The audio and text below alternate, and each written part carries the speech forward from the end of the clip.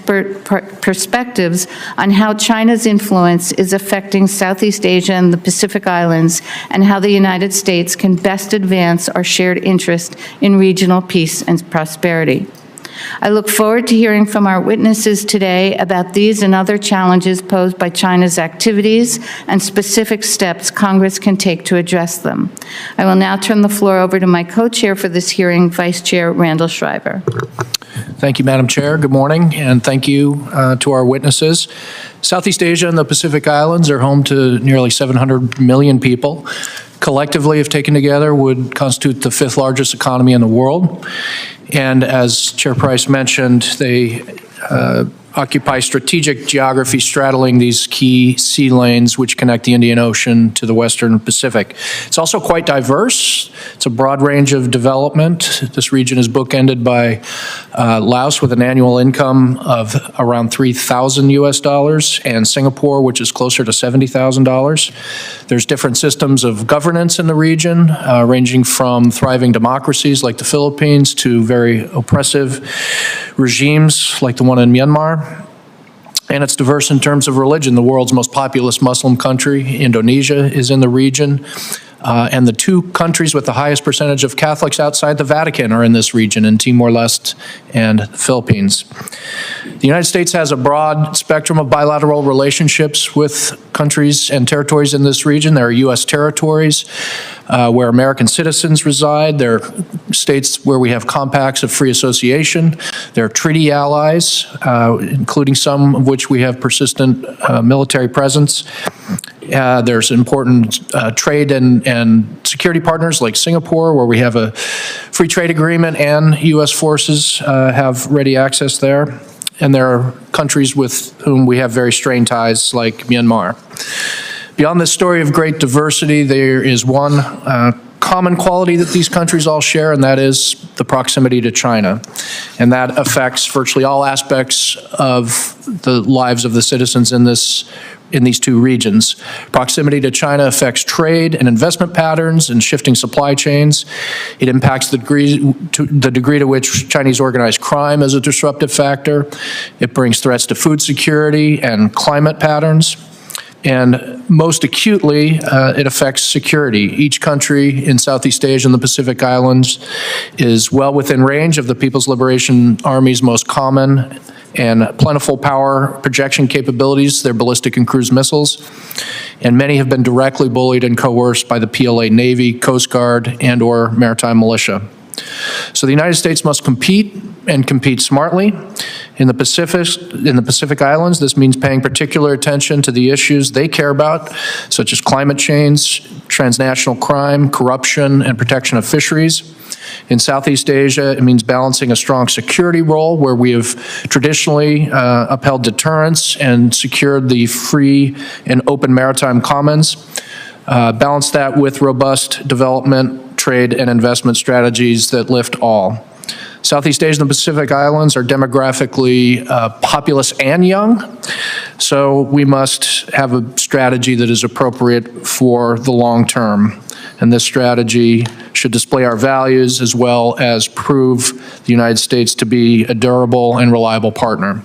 I look forward to exploring these issues today and learning more from our expert witnesses. So our first panel will examine China's strategic objectives in Southeast Asia and the Pacific Islands and the extent to which they have been successful in engaging countries in the region diplomatically. We'll start with Dr. Prashanth Parameswaran, Global Fellow at the Wilson Center. Dr. Parameswaran's testimony will evaluate the overall strategic competition between China and the United States in Southeast Asia. Next, we'll hear from Dr. Lynn Kuok, Kuan Chair in Southeast Asia Studies at Brookings Institution. Dr. Kuok will discuss shifts in how elites and the public in Southeast Asia view China and the United States.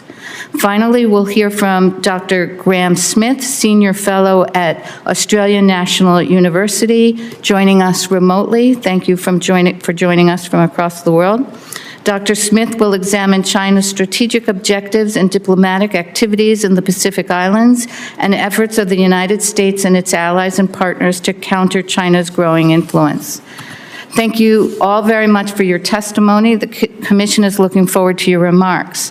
I ask that all of our witnesses please keep your remarks to 7 minutes, and Dr. Parameswaran will begin with you. Great. Thank you so much to the Commission for the opportunity to testify today. My testimony makes 3 basic points. My first point is that the United States and China are engaged in high-stakes asymmetric competition in Southeast Asia. In my trips to all of the 11 countries in Southeast Asia over the past 2 years, except Myanmar, policymakers acknowledge competition as a new normal. There are also worries that an excessive focus on competition will complicate other priorities such as domestic growth. Within this competition, the United States is recognized as the leading security provider with an unmatched alliance network. But economically, China has a nearly 2-to-1 advantage on the United States in terms of trade. It is also closing the gap on investment where American companies have led. China wants to entrench itself as the leading power in Southeast Asia at the expense of the United States. Chinese officials openly say this in the region. In recent months, some have indicated they sense a window of opportunity for China to make inroads in Southeast Asia if the United States is distracted from the region. As one Chinese diplomat told Southeast Asian countries recently at a regional forum, China sees itself as the most leading partner in ASEAN and, quote unquote, the self-evident choice for the region. A Southeast Asia dominated by China would undermine U.S. interests in a significant region in its own right. Southeast Asia is the world's 5th largest economy and 3rd largest population center in the world, hosting critical sea lanes and the Indo-Pacific's default diplomatic convener, ASEAN. All countries in the region recognize the need to live with China, but none of them see it in their interest to be dominated by China. Many of them also worry about shifts in U.S. commitment to the region when a new administration takes office. We have seen some of that at play in recent weeks. My second point is that China has made gains, but the region and other powers are not standing still. It is impossible to miss China's footprint when traveling and operating in Southeast Asia. China's presence is highly visible across media, digital payments, electric vehicles, and infrastructure. But these gains also need to be kept in perspective. I had the opportunity to ride Southeast Asia's first high-speed rail project in Indonesia, built by China last November. It was visually impressive, as the headlines suggest, but there were also major delays in some of the stations that local Indonesians complained about as well. When I spoke with small restaurant owners in Laos operating next to the Mekong River, they were acutely aware of China's negative influence on food and water security. Countries also recognize that China's growing presence intensifies the need for them to diversify their options to prevent over-reliance. The good news here is that more powers beyond China are doing more in Southeast Asia. That includes US partners like Australia, India, and Japan. Southeast Asia countries themselves are also exerting their own agency in some cases. Singapore is a leader in minilateral partnerships in the digital and green economy. Vietnam's proliferating trade agreements have intensified the friendly but often fierce intra-regional competition in Southeast Asia with major economies like Malaysia and Thailand. But alternatives are not always available for smaller countries in the region like Laos. And policymakers in Southeast Asia concede privately that politicians may go for cheap and quick options from China that benefit regime interests but do not benefit national interests. My third and final point is that the United States should focus on what I call an affirmative swing sector competitive approach in the region. And Congress has a key and critical role to play in this approach.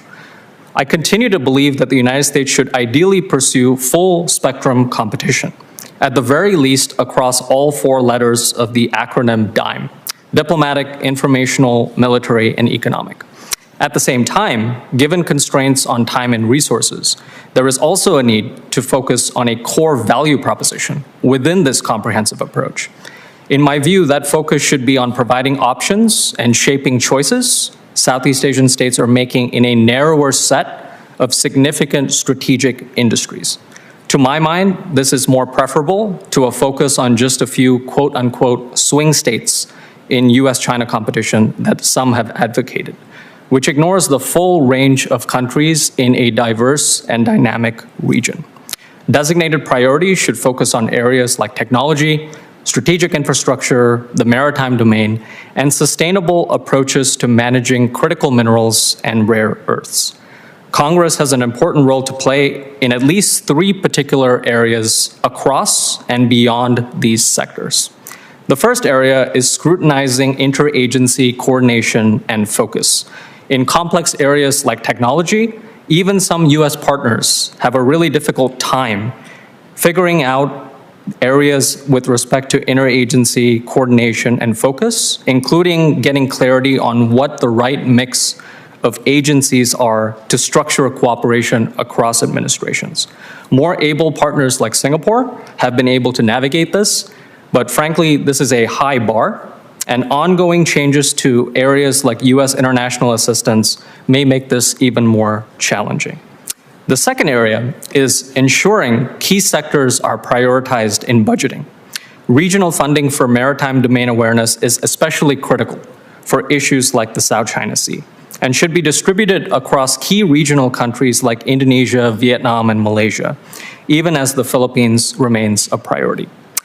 The third and final area is ensuring a focus on ASEAN, which, for all of its flaws, which are recognized in the region, give US policy one way to engage across all 11 countries in a diverse region in a resource-constrained environment. Engagements with the ASEAN Secretariat in Jakarta, paired with CODELs and part of standalone visits, is one way to address this. And I applaud the Commission's own recent visit to the ASEAN Secretariat this month, broadcasted on the Secretariat's social media, as one example of this. There are other examples as well, including holding US-ASEAN summits in the United States to get past the issue of presidential engagement on an annual basis in the region. Thank you again for the invitation, and I look forward to the rest of the panel and your questions. Thank you. Thank you. And Dr. Kuok.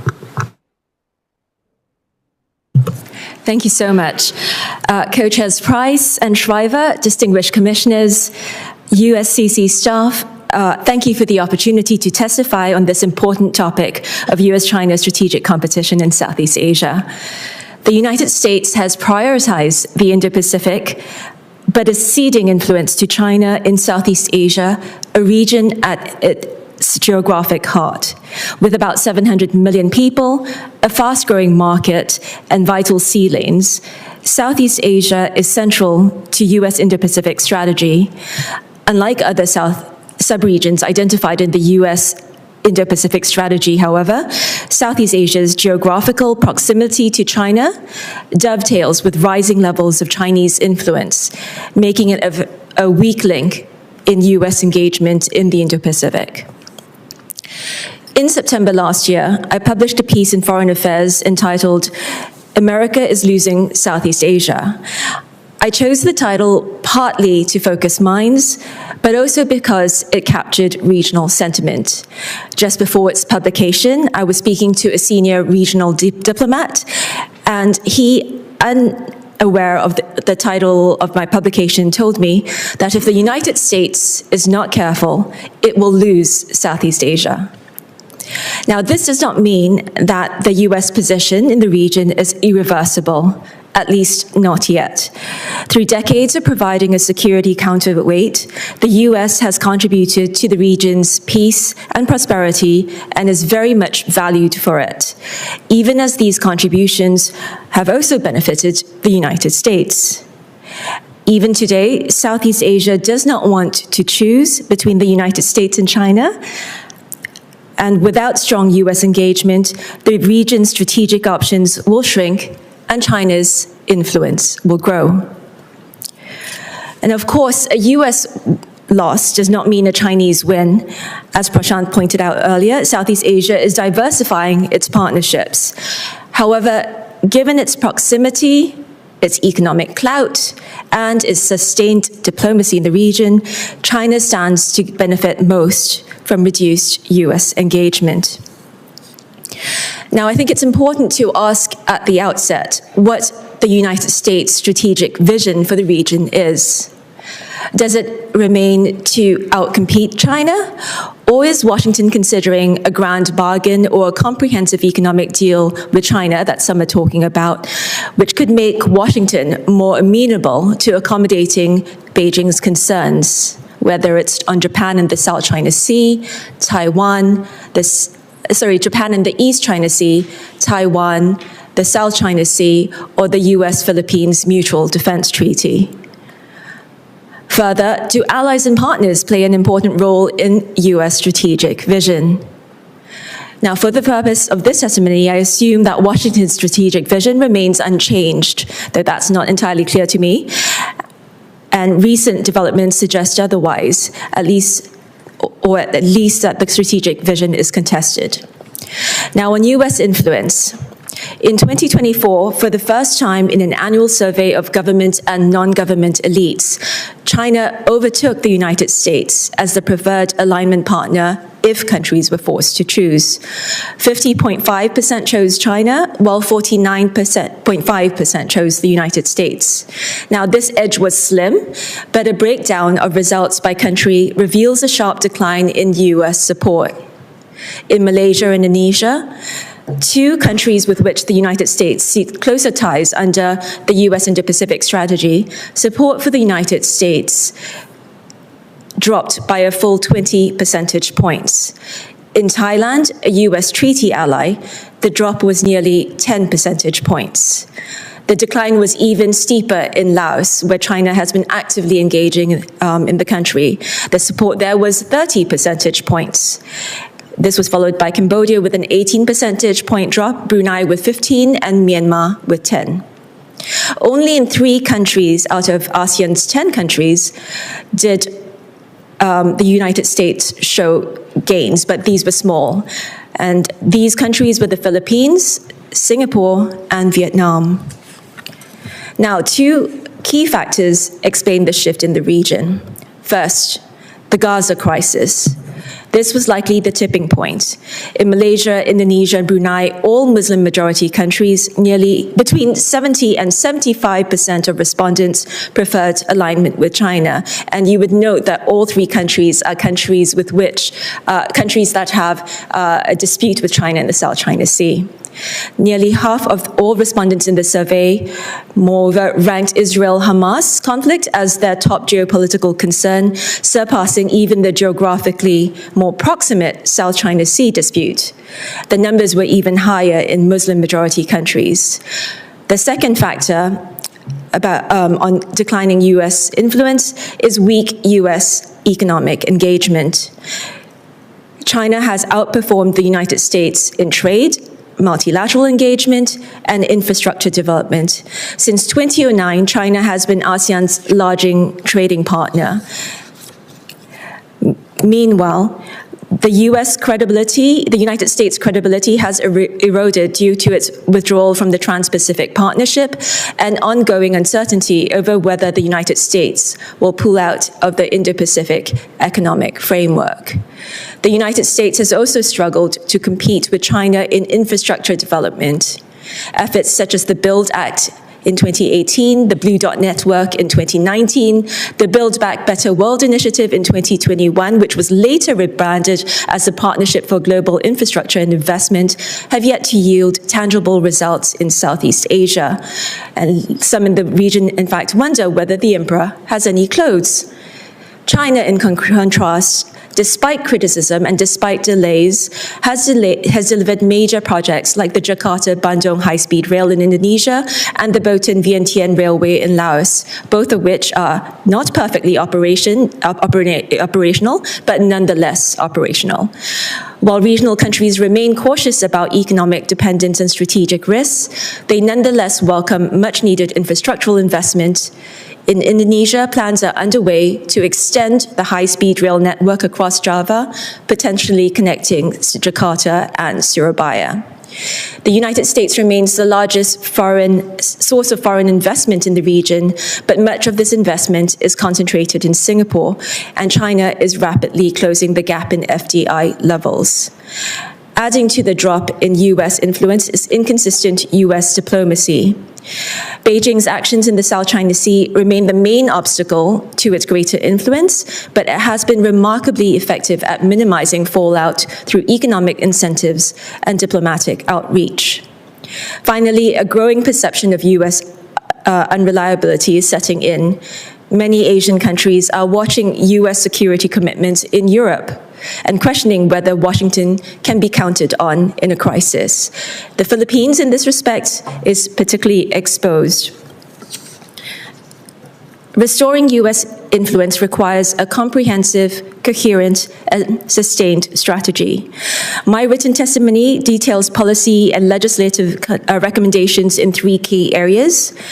Deepening U.S. economic engagement, Washington must expand trade ties, sustain its commitment to IPEF, and support infrastructure investment in strategic sectors like digital connectivity and critical minerals.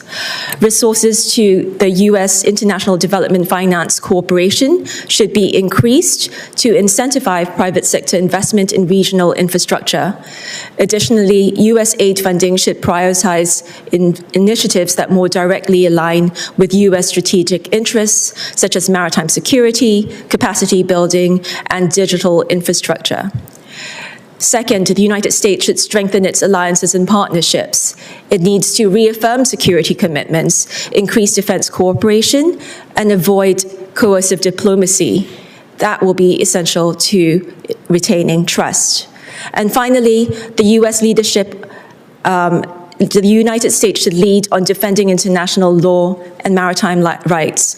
U.S. leadership on the South China Sea and a firm commitment to upholding UNCLOS are critical to maintaining regional stability. Importantly, framing choices in terms of international law, not as a binary choice between the United States and China, makes it easier for regional governments to align with Washington.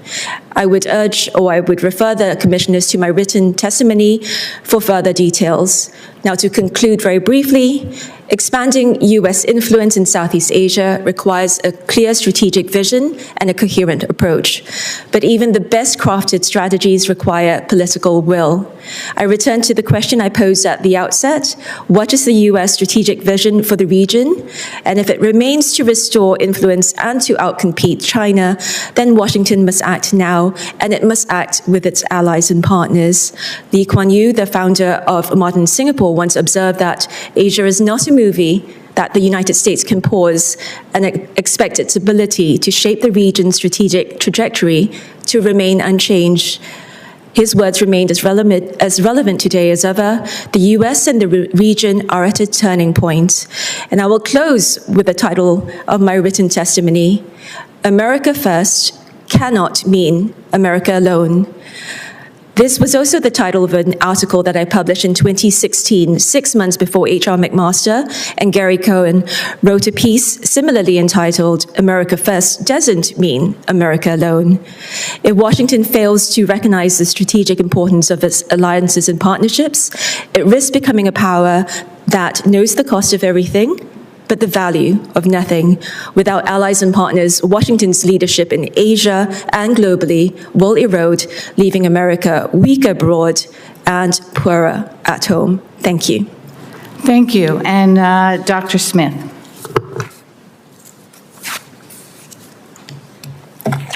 Unmute myself so I don't make the most common Zoom mistake ever. Thank you so much for being here for this hearing, and I'm really grateful to be asked to talk about the Pacific.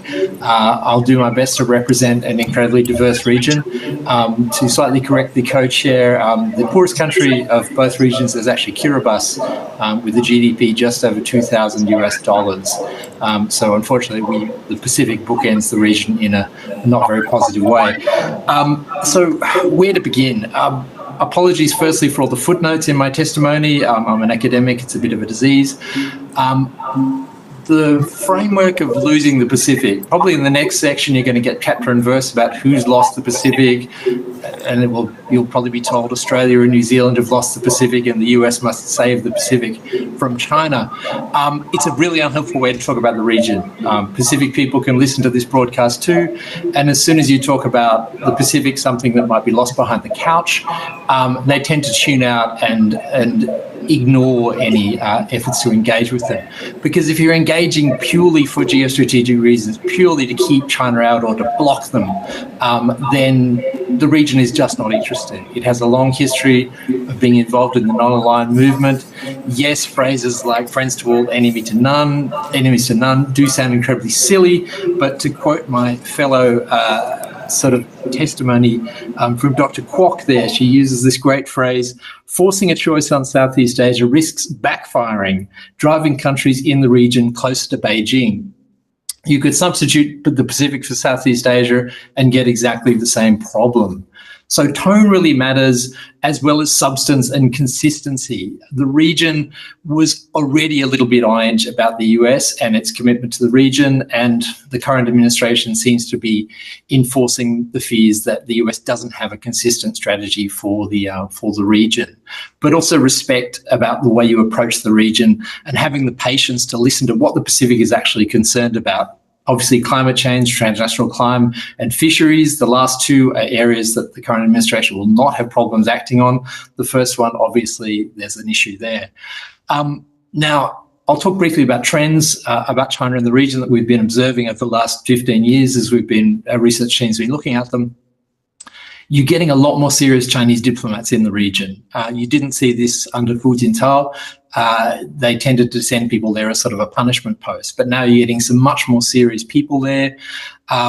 When I was first sort of engaging with the Ministry of Commerce in China in the Pacific, they sent this guy out to write up the country plan for Tonga.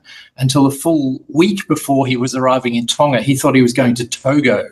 So since 2013, when that happened, China's come a very long way. You have serious investment in Pacific languages, in Pacific research expertise, and a serious effort to sort of influence Pacific academics and Pacific media. On the diplomatic side, they're also showing a really interesting tendency to go beyond the usual. They're targeting traditional chiefs, they're targeting religious groups, areas that they just simply weren't aware of 15 years ago. They're now sort of flying chiefs out to China and giving them sort of full 2-week tours, something that I don't think happens in the US or even in Australia. Another big change is that the companies have always been the big player in the Pacific, these state-owned companies such as China Civil Engineering Corporation. These ones have really taken on a quite prominent geopolitical role. CCECC played a role in switching Solomon Islands from Taiwan to China. They literally flew out to meet with Sogavare and his retinue and basically put $500 million on the table and said, you know what you need to do. And they then went and did it. Now, other huge changes are on the security side. Everyone worries about bases, but the big shift is that China now pitches itself as the internal security partner of choice for the Pacific. It's offering policing initiatives and it's offering an alternative model, if you like, of how people can be governed. It's also very much about policing their own diaspora. So they have significant diaspora populations in many Pacific nations, and they're not very trusting of them. So the police aren't just there to further international gains. They're also there for domestic political stability reasons. The narrative side, again, I echo what Dr. Kuok had to say about Gaza. That's really hurting the US and its allies in the region. Russian narratives are also being boosted by the Chinese about Ukraine. Another huge narrative change is that China is now selling a development model. Under Hu Jintao, they certainly did not do that. Now they have the confidence to sell everything from the way they do poverty alleviation to the way they do media, even the way they do the rule of law, which I never thought I'd see. So what to do? There's all this variance. What is the US going to do? Are they going to make Guam a state? Are they going to pull back to Hawaii? people need to know fairly soon what's going on. As always, best policy, work to your strengths. In the Pacific, your strengths are the social media companies. Facebook is still seen as a US company in the Pacific, probably not in the rest of the world, but there it has tremendous capacity to do good. It's not doing all that much good at the moment, but it really could have a big influence. Chinese actors I talk to are really concerned about the tech companies being let off the loose. They see Google building cables. They see Elon Musk advising the president. They had their own moment with Jack Ma, and they're running, what on earth is the US doing? And it's really got them on edge. Other strengths, the US has Pacific communities. China does not. So treat those communities well, not just as sources for the US military, but genuinely treat them well. Don't, deport them willy-nilly, and really cultivate them. Cuts to the Voice of America and Radio Free Asia are affecting all kinds of organisations that are significant in the Pacific, OCCRP, BenR News, and even a company like Wainao, a sort of a Chinese magazine that was funded by RFA, now cut an incredible blow to the US position amongst the Chinese diaspora and amongst even the Chinese community in America. Don't go for shortcuts. Don't do these influence operations. You'll get found out. I know not everyone's for them, but they just don't work in the Pacific. Pacific is too small. Work with church groups.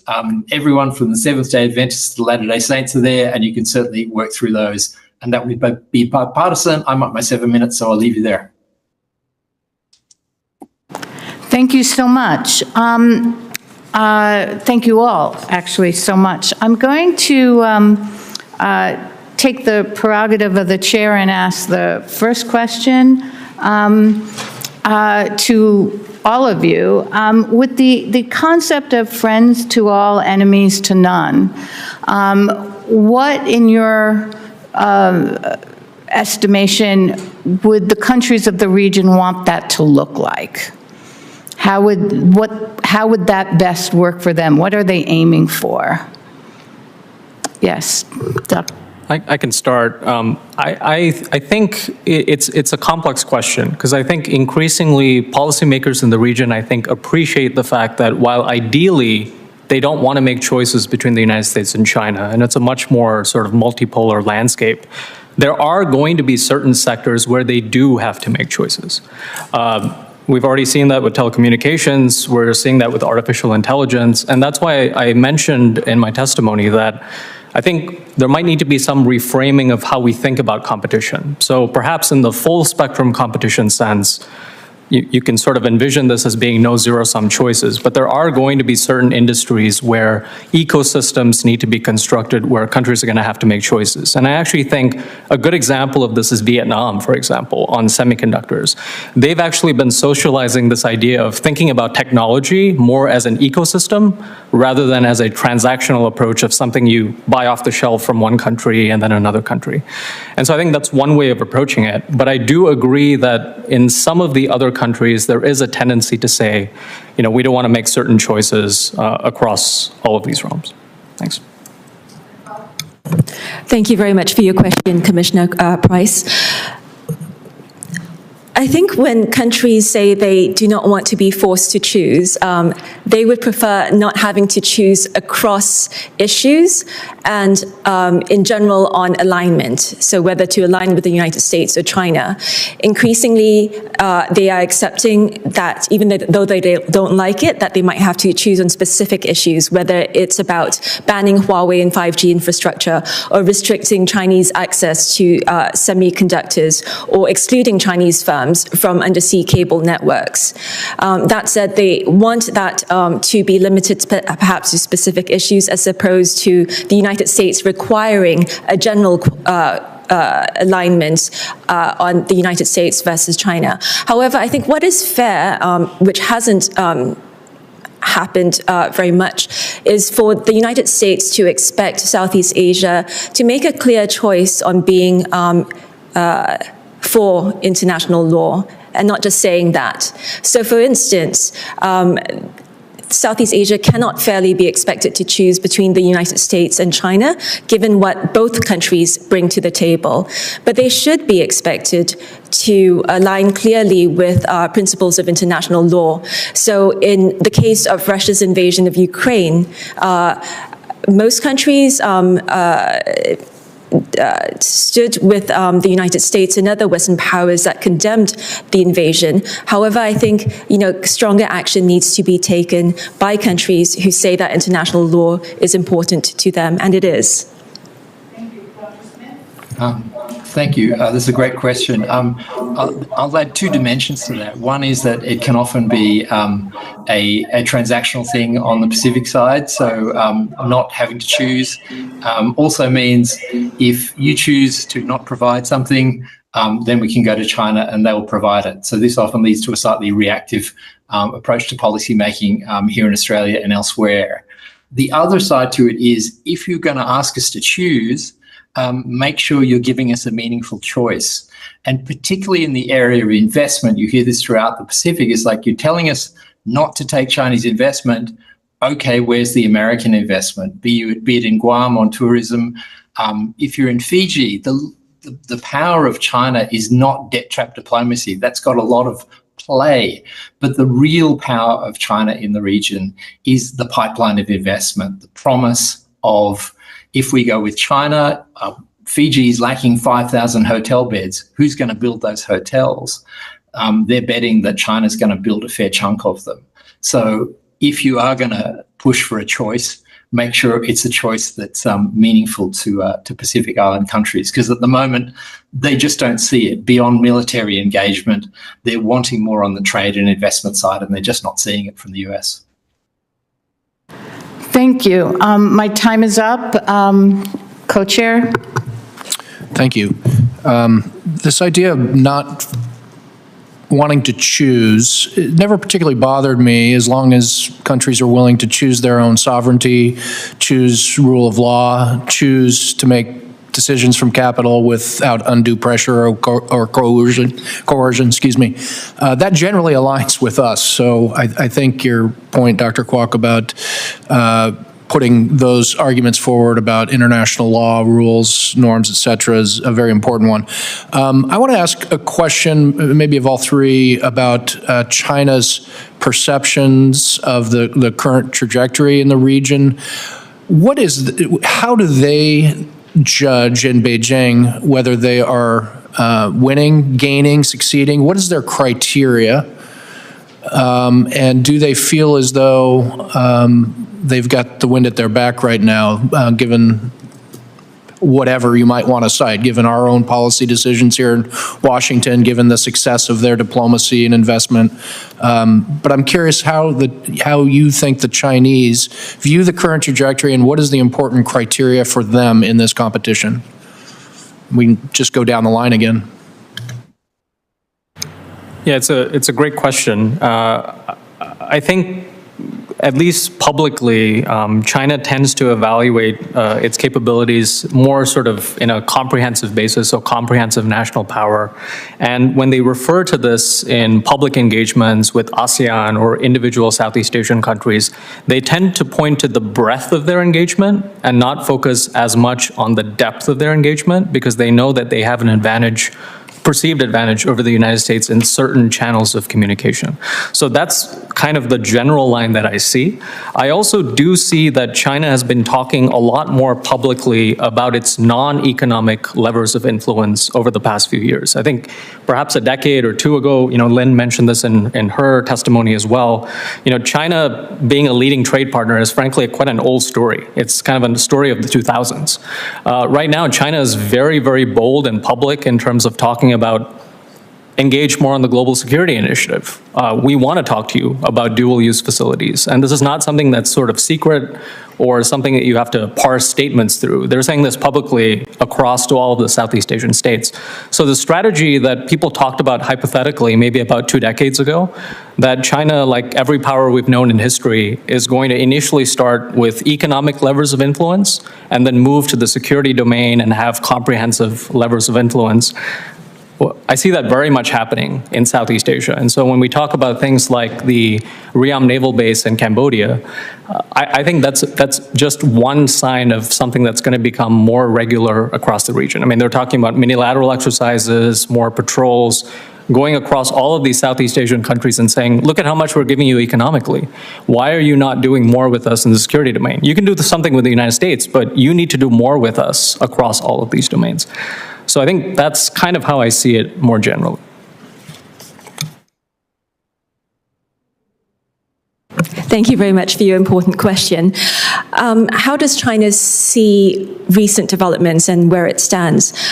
I think if I were China, I would be looking on quite cheerfully at what's happening. First, I mentioned how the Gaza issue was impacting the region. We do not see a change in that, and we in fact see a doubling down. Second, you mentioned earlier that the United States doesn't expect countries to choose, and I think that has been the case in terms of general alignment for a long time. However, there are signs, say for instance, the United States approach to Panama, where Panama was asked to reduce Chinese influence and control, and that was a news catching report. But there are also smaller developments since, where, say, well, not smaller, but there also have been developments since, say, the national security presidential memo issued, I believe it was in February, where the United States is fast-tracking investments for allies and partners if allies and partners do not invest in adversaries. So I think there are indications where the United States might be forcing a harder choice. Third, I think China would be watching how the United States is behaving with respect to its allies and partner in Europe with some glee. I think it's been quite quiet publicly, but behind closed doors, it's pointing out to ASEAN and its member states that the United States could similarly be lacking in its commitment to Southeast Asian countries. Fourth, I think if we're looking at the U.S. activities in terms of trade, in the trade realm, the imposition of tariffs or the threats of tariffs on allies and partners, I think that would be concerning countries in the region, many of whom have either a significant or major trade surpluses with the United States. And so it's not only about economic implications of those tariffs, but if countries are worried about how the United States might retaliate against them in terms of their trade surpluses with the United States, how willing would these countries then be willing to support positions that are in the U.S. interests? And I'm sorry, Dr. Kuok, I'm over time. Can we get Sure. a quick answer from Dr. Smith, please? Yeah, very brief take. They'd be very happy with their progress in two countries in particular, in the Solomon Islands and Kiribati, where they've got some regimes that are, to a certain extent, have internalized China's own development narratives. I think it's also important, though, there's a distinction between Southeast Asia and the Pacific. China has a very strong historical engagement. The Chinese regime has a strong historical engagement with Southeast Asia. It doesn't have any presence in the Pacific before the 1970s, and even then it wasn't until the 2000s. So they're a fair way behind in terms of their, the consciousness, if you like, within the Chinese system of the Pacific, and also of the public. There was a memorable moment when Nauru switched to Taiwan after the Taiwanese election to sort of punish the DPP for being re-elected. And the reaction on the Chinese internet was very much, are we seriously going to get excited about winning over the third smallest country in the world? No, we're not. Thank you. Just for the record, all three have cited things are moving in a positive direction for China at the moment. So, Thank you. Commissioner Brands. Thank you. So this question is for Dr. Parameswaran. You mentioned in your testimony that Beijing perceives a window of opportunity to expand its influence in the region. Could you just say a bit more about that and why that window is open and what its implications might be? Yeah, I think since late last year, Chinese interlocutors have been talking about this idea that if we saw a second Trump administration, they sense for their own interests that there might be a perceived window of opportunity for China, not just in Southeast Asia, but also the broader global South. So they have been parading across the region, talking about things like, if there is potential US tariffs, we have a zero tariff policy across some of these Southeast Asian countries. They've tried to apply this to a lot of the lesser developed countries proactively. I think they also see a window on trade because China is going to be the chair of APEC next year in 2026. And so I think they see an open runway for them to engage in this domain. I also do think that China senses that a lot of the reprioritization that we're seeing on international aid and media engagement gives them another window of opportunity there. But I would just offer a cautionary note that China's inroads in Southeast Asia is a more than 3-decade story. And it's filled with perceived windows of opportunity that China has repeatedly not been able to capitalize on. And a lot of that is a consistent trend. China is the most, Lynn mentioned in her testimony, and Graeme talked about it as well, consistently across the region, China is seen as the most influential power, but the most distrusted power. And the question for the region is, does China care? And I'm not sure they do. So it's important to look at these polls, but it's also important to recognize that there's a lot of rhetoric to China's sort of window of opportunity, but a lot of that is not repeatable across the domain. So on international assistance, for example, the US and China differ almost in the opposite. So the US offers about 85% of its assistance through aid versus loans. China does almost the exact opposite. So the idea that China is going to fill some void on international development assistance, I think, is quite overstated. You also mentioned the issue of maritime domain awareness and how the U.S. has traditionally pursued sort of a Philippines-centric strategy on this. Could you just say a little bit more about the importance of that issue in general, and then where you think there may be opportunities to go beyond the existing paradigm in the U.S. approach to this issue? Yeah, so I think this is an important question because I think to us here in the United States, the Philippines often apply, it's a treaty ally, it's a long-standing US partner, and so it's very easy to work with the Philippines. I mean, they have a lot of military ties with us and so on and so forth. But within parts of the region, the Philippines is seen as more of an exception rather than a norm in that regard. And it's also really important for us to recall that within the sort of intra-regional balance of power, when on issues like the South China Sea, you need to keep the Philippines on side, but you also need Vietnam, you need Malaysia, you need Brunei, you need Indonesia. And so it's important to address all of these countries so that these countries can also get along with each other, right? I mentioned ASEAN in my testimony, and the reason why I mention it is because, yes, on big geopolitical issues, ASEAN moves very slowly. But the whole purpose of ASEAN in the first place was to make sure that they contain these intra-regional tensions within the region.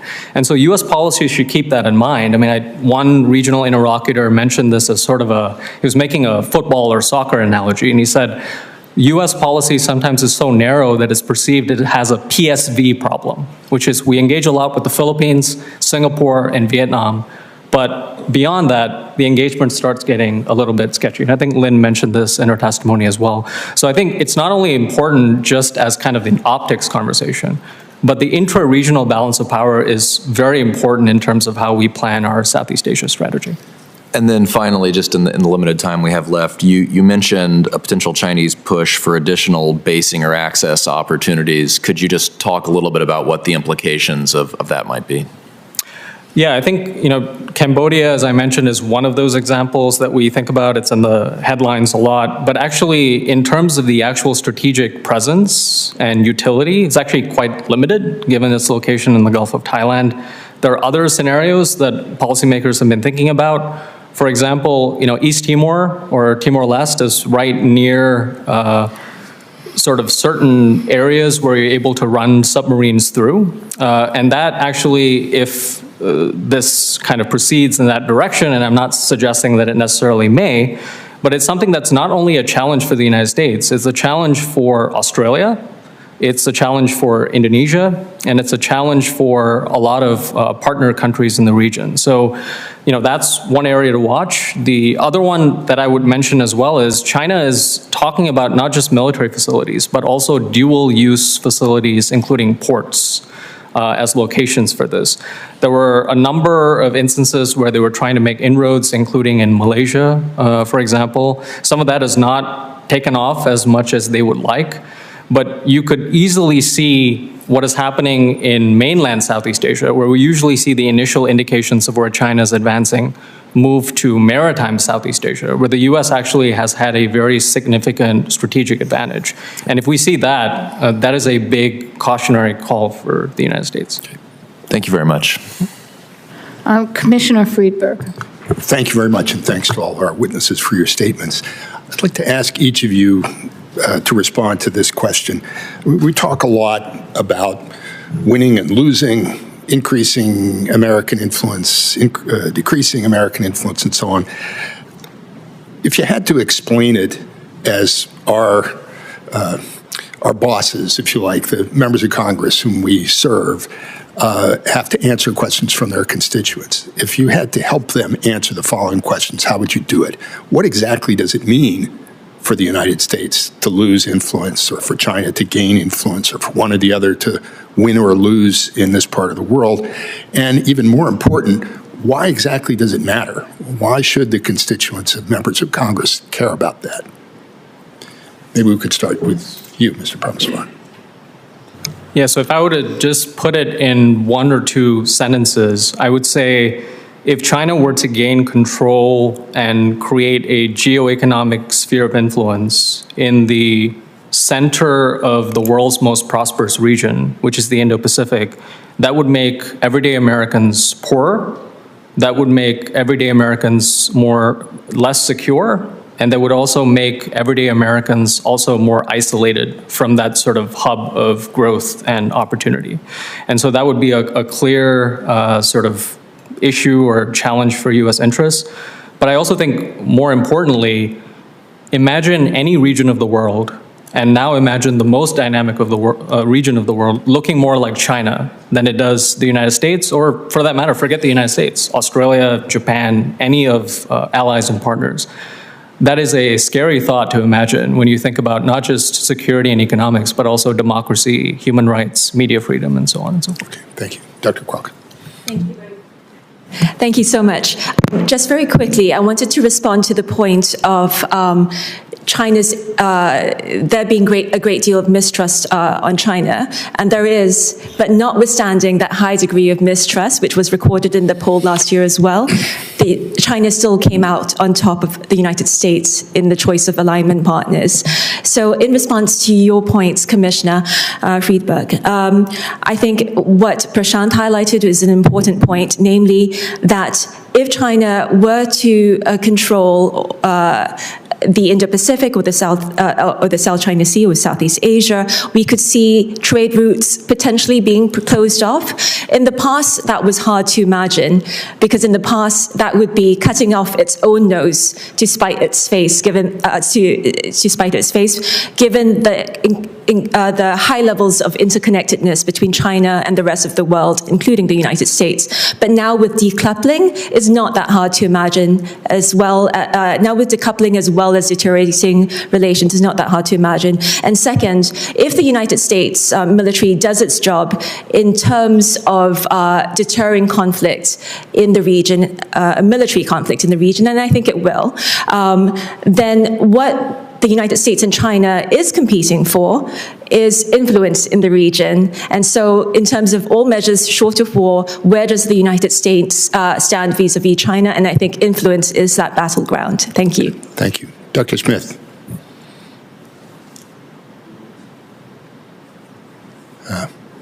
You're muted. You're muted.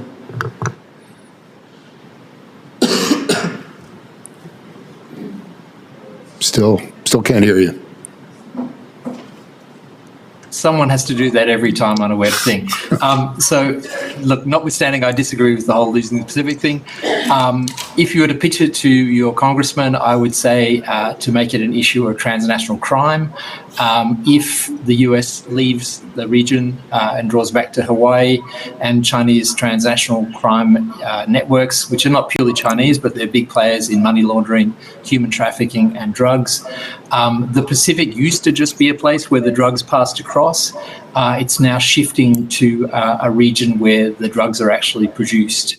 and shipped to Australia and the US. So purely from a self-interest point of view, if you want a stable region that is not shipping drugs into America, then you need to do something to dissuade China from becoming the dominant force in the region. And this also applies to other forms of crime. Online scams are far more prominent in Southeast Asia than the Pacific, but there are signs of scam centers, and it is more profitable to target the US than it is to China because of the way China sets up its social media companies. So yeah, I'd go with fear. Commissioner Goodwin. Thank you, Madam Chair. I'd like to follow up on Commissioner Freeberg's question because I suspect the impact of losing influence and losing competition in these regions may be broader than what we just heard. So I want to return to the question of what the loss of influence in those regions means for our ability to engage in other regions around the world and on other issues, including Middle East policy, the war in Ukraine, and the like. And I'll open it up to the panel.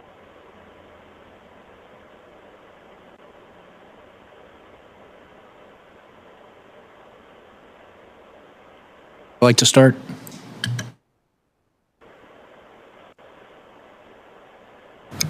So I guess part of the question was on how does this affect U.S. engagement with other regions of the world, I think, right? Including the Middle East, yeah, Europe. Sure. So if China's growing influence in these regions, obviously affects our ability to engage strategically in Southeast Asia and in the Pacific Islands.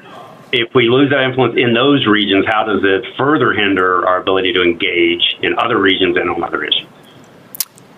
Right, and I think that's a sort of essence of a very pertinent question in the region, because I think the perception, and it could be right or it could be wrong, that you often hear when you're in the region, and I think Lynn kind of referenced this in her testimony as well, is that the era of the pivot to Asia that we heard, so now almost 2 decades ago, where Asia would be prioritized, and there was the pivot within the pivot where Southeast Asia was going to be prioritized within that, is over, right? That now the focus is on a global competition with China, and each of the sub-regions is going to get less and less attention. The competition is going to be fiercer, and at the same time, the United States is engaged in 2 wars and the resolution of 2 conflicts that are outside the Indo-Pacific theater. So this idea that we can only focus on Asia and we're going to prioritize Southeast Asia within that, I sense, talking to policymakers, a lot more uncertainty about what that means. And that has fundamental implications. We talk a lot about U.S. commitment in the aggregate, but that's derivative of not just how we talk about power and confront threats, but it also has to do with how we resource our priorities. And with each administration coming in and promising a lot of these initiatives, you sense a little bit of commitment fatigue in the region. I think I spoke to one official who sort of called this quote unquote commitment bombing, right? So every time China is coming in and offering something, the United States feels compelled and other countries feel compelled to say, no, here's an alternative. But the question for these countries is, in 5 or 10 years, what is the actual deliverables that they're getting for these resources? So they see a lot of commitments being put up as this resourcing challenge across theaters happens. But actually, the sort of deliverables that confront these countries and what they're getting out of it is a lot less certain. And so I do think that affects our credibility to engage. I'm sorry to interrupt. That kind of touches on another question I have, which is what are the risks to the United States of viewing and approaching these regions primarily, if not exclusively, as for competition with China?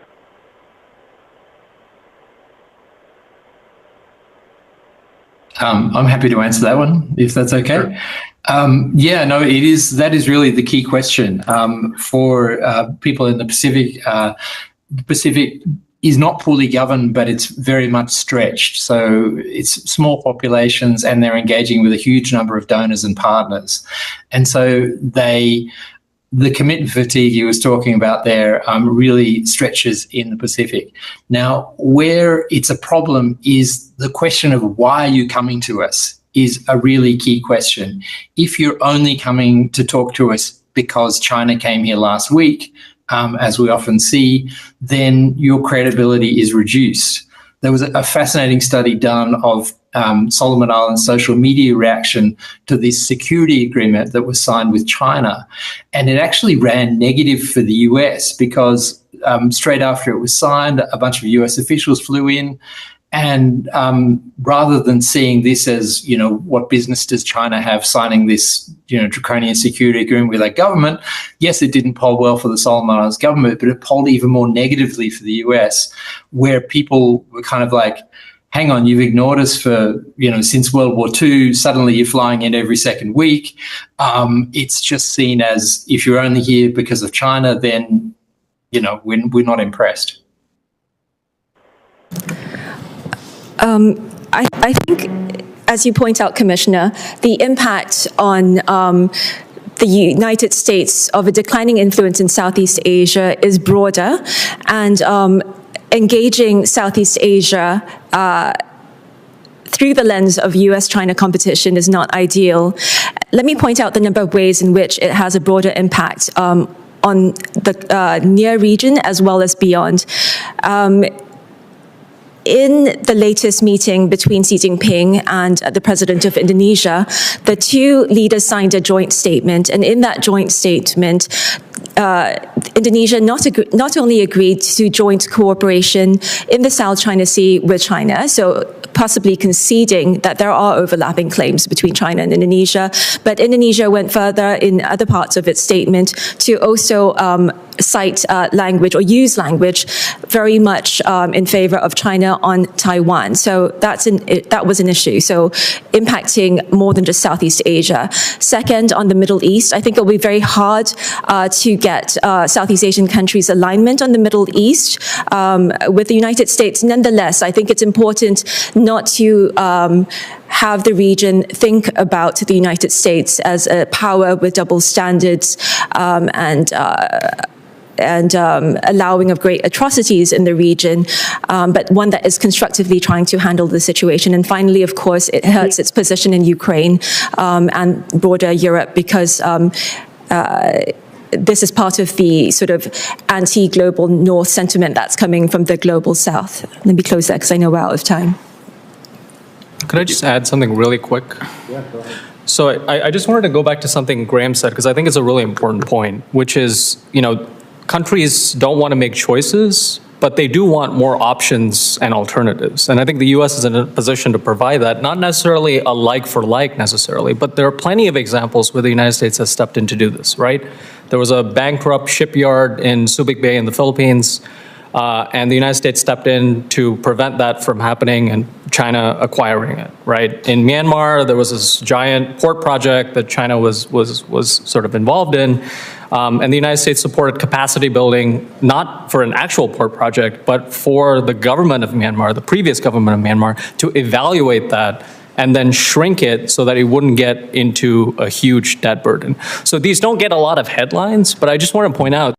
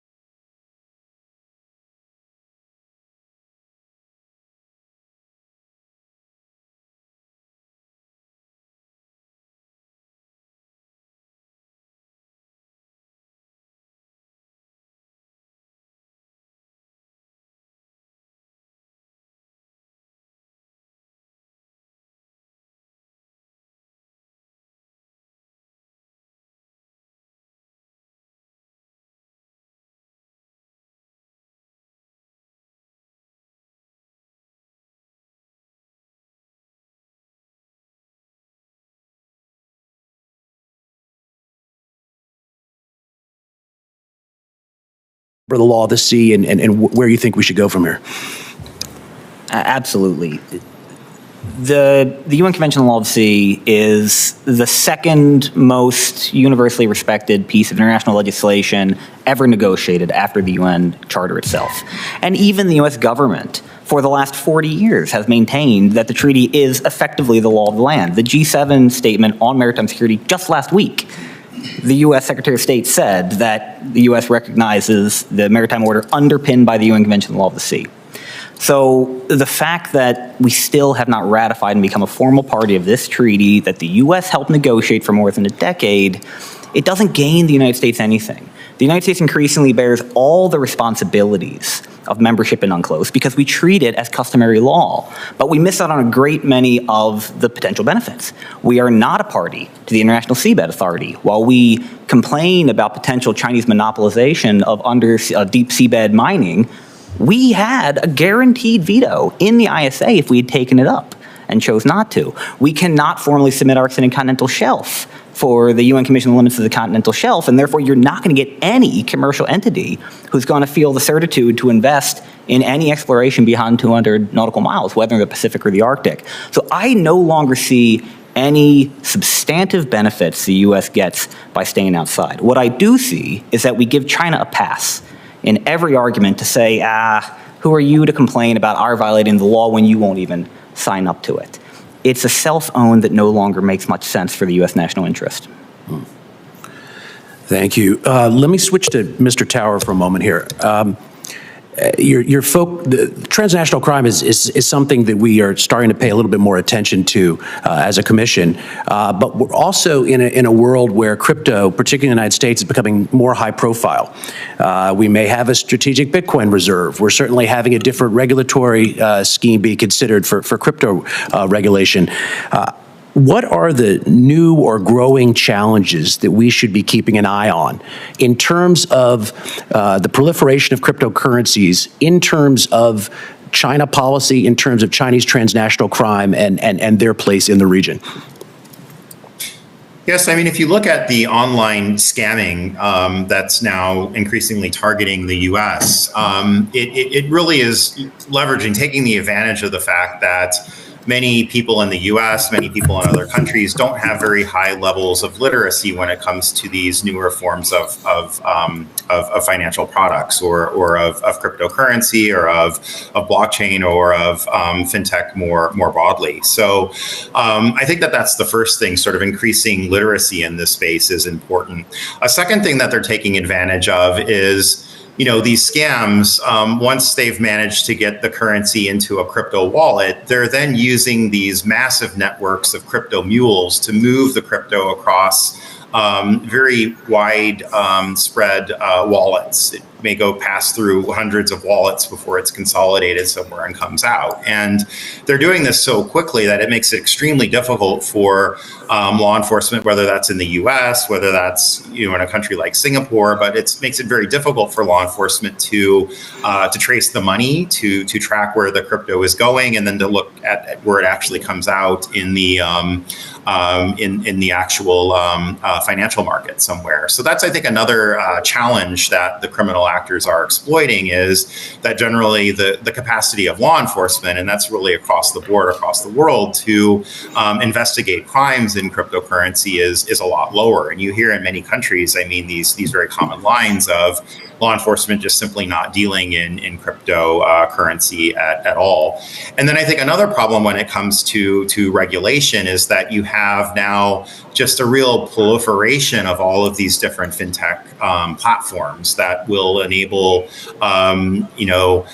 transfers of a full range of cryptocurrencies into fiat currencies, but really without much collection of information about who the customers are, who's on the other side of the wallets. And so this is also another problem, that you have so many of these unregulated fintech fintech products that it's actually making it quite easy for criminal actors to launder the cryptocurrency once it's been stolen in these scams. So again, maybe by increasing regulation, pushing other countries around the world to increase their regulation of these different types of financial technologies and some of these different fintech exchanges that could help to address some of these different problems. Thank you. Commissioner Kuiken. Mr. Tower, I was reading your testimony and I was reminiscing in my mind about the time I actually landed the words "cash is king" in one of the National Defense Authorization Acts. It was wonderful to see somebody talk about transnational crime. We had a recommendation last year about consumer product safety and counterfeits. And as I was listening to you today talking about transnational crime, I was thinking whether it's fentanyl, the scams you talk about, or counterfeits of like really everything from over-the-counter drugs to prescription drugs to swimming pool drains to anything else you can imagine.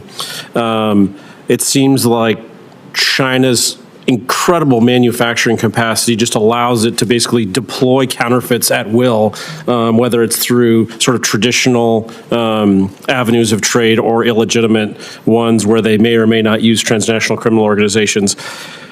I think everything you just said to my treasured colleague, Commissioner Miller, is totally right on.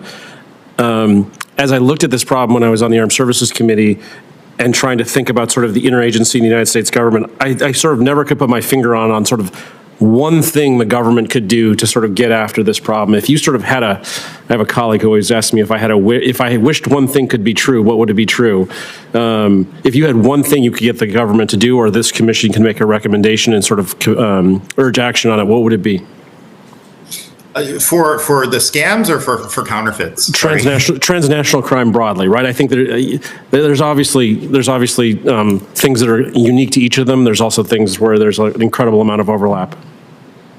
Yeah, I mean, on transnational crime broadly, I think one thing that would be really important to do, I mean, we know who a lot of these bad actors are, and we know who a lot of the states that are providing protection to these criminal actors are. I mean, I think using more effectively sanctions on both the criminal actors and the different state actors that are harboring them, that are giving protection to them, would be one quite effective tool. And just to give an example of this, I mean, right now down in the Thailand-Myanmar border area, you have a militia group that's directly under the Myanmar military that basically hosts tens of thousands of these Chinese scammers, as well as scammers from all over the world, a lot of these individuals being in enforced criminality.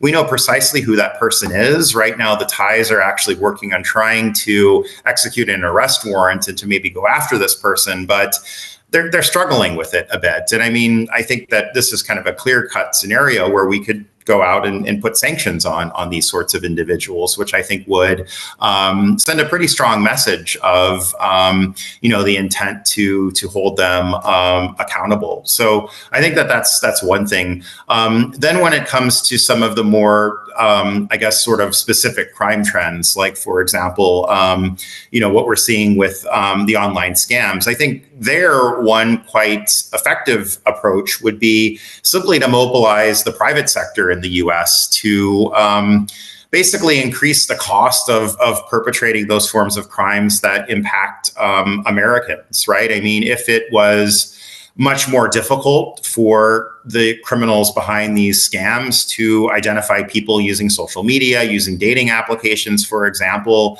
a lot of these scams would go away. I mean, you wouldn't see the criminals even getting access to Americans. So using AI more effectively to weed some of this stuff out, I think would be a way of doing it. But really, again, I mean, incentivizing the private sector to take more steps to address some of these problems would be a second, I think, measure. Thank you, Mr. Tower. I'll give this question to both witnesses that are here. So as I've been listening to you sort of respond to questions in your opening testimony, the sort of takeaway I have in my mind is that basically China has a total disregard for traditional norms and standards in the global commons. So whether it's the South China Sea, Taiwan, you guys have gone through the sort of list of things. and they basically established a new normal. This is sort of how I've thought about this. And so if we're going to sort of put this back in the box, what's the first thing we should do? What is I said to Mr. Tower one thing, he gave me two. What is the one thing, in the interest of time, you would want the United States government to do, or that you'd want this commission to recommend to Congress to compel the executive branch to do, to the extent we can do that anymore?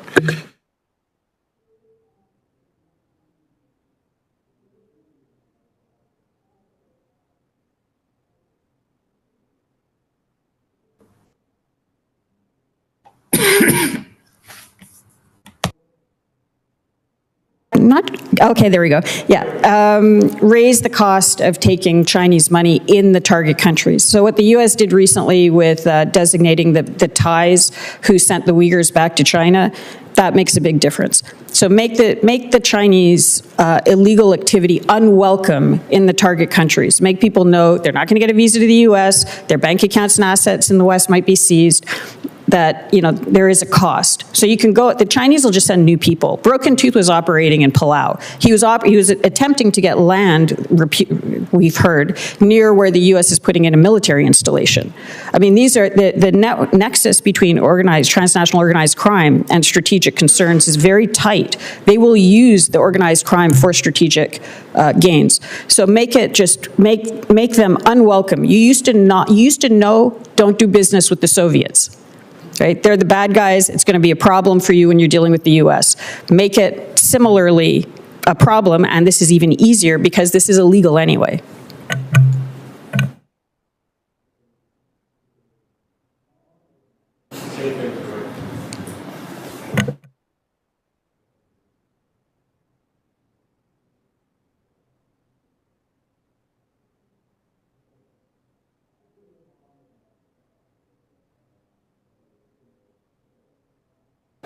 Quoted would suggest.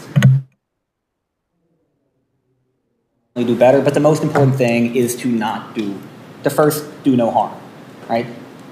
Things like disbanding RFA, which has huge benefits compared to the meager cost it is only damaging the United States. Dismantling USAID, at least in the chaotic way it's been done, is hugely damaging. The United States, if it just maintains the presence it already has, is extremely competitive in the region. And we are our own biggest danger, not China.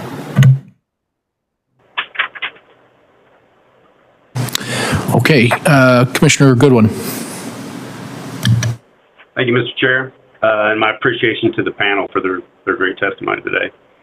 Mr. Tao, I was interested to see the parallels you touched on in your testimony about combating fentanyl and the fentanyl crisis with combating these criminal scams across these regions. And in that context, you touched on the value of cooperation and coordination between law enforcement agencies in China and the United States, including sharing intelligence, obviously holding individual officials responsible, and engaging and ensuring that any domestic crackdown doesn't simply shift a focus, an emphasis, and operations elsewhere, including especially towards the United States.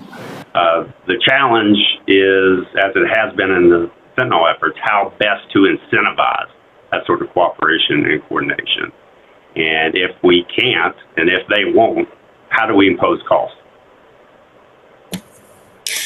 I think one way of addressing this is also considering that where are the scam centers? Where is a lot of this activity taking place? It's on Thailand's border. There's also scam centers in the Philippines. And in all of the different crackdowns and raids, you're seeing where lots of devices are being seized and taken out of Myanmar, going into Thailand.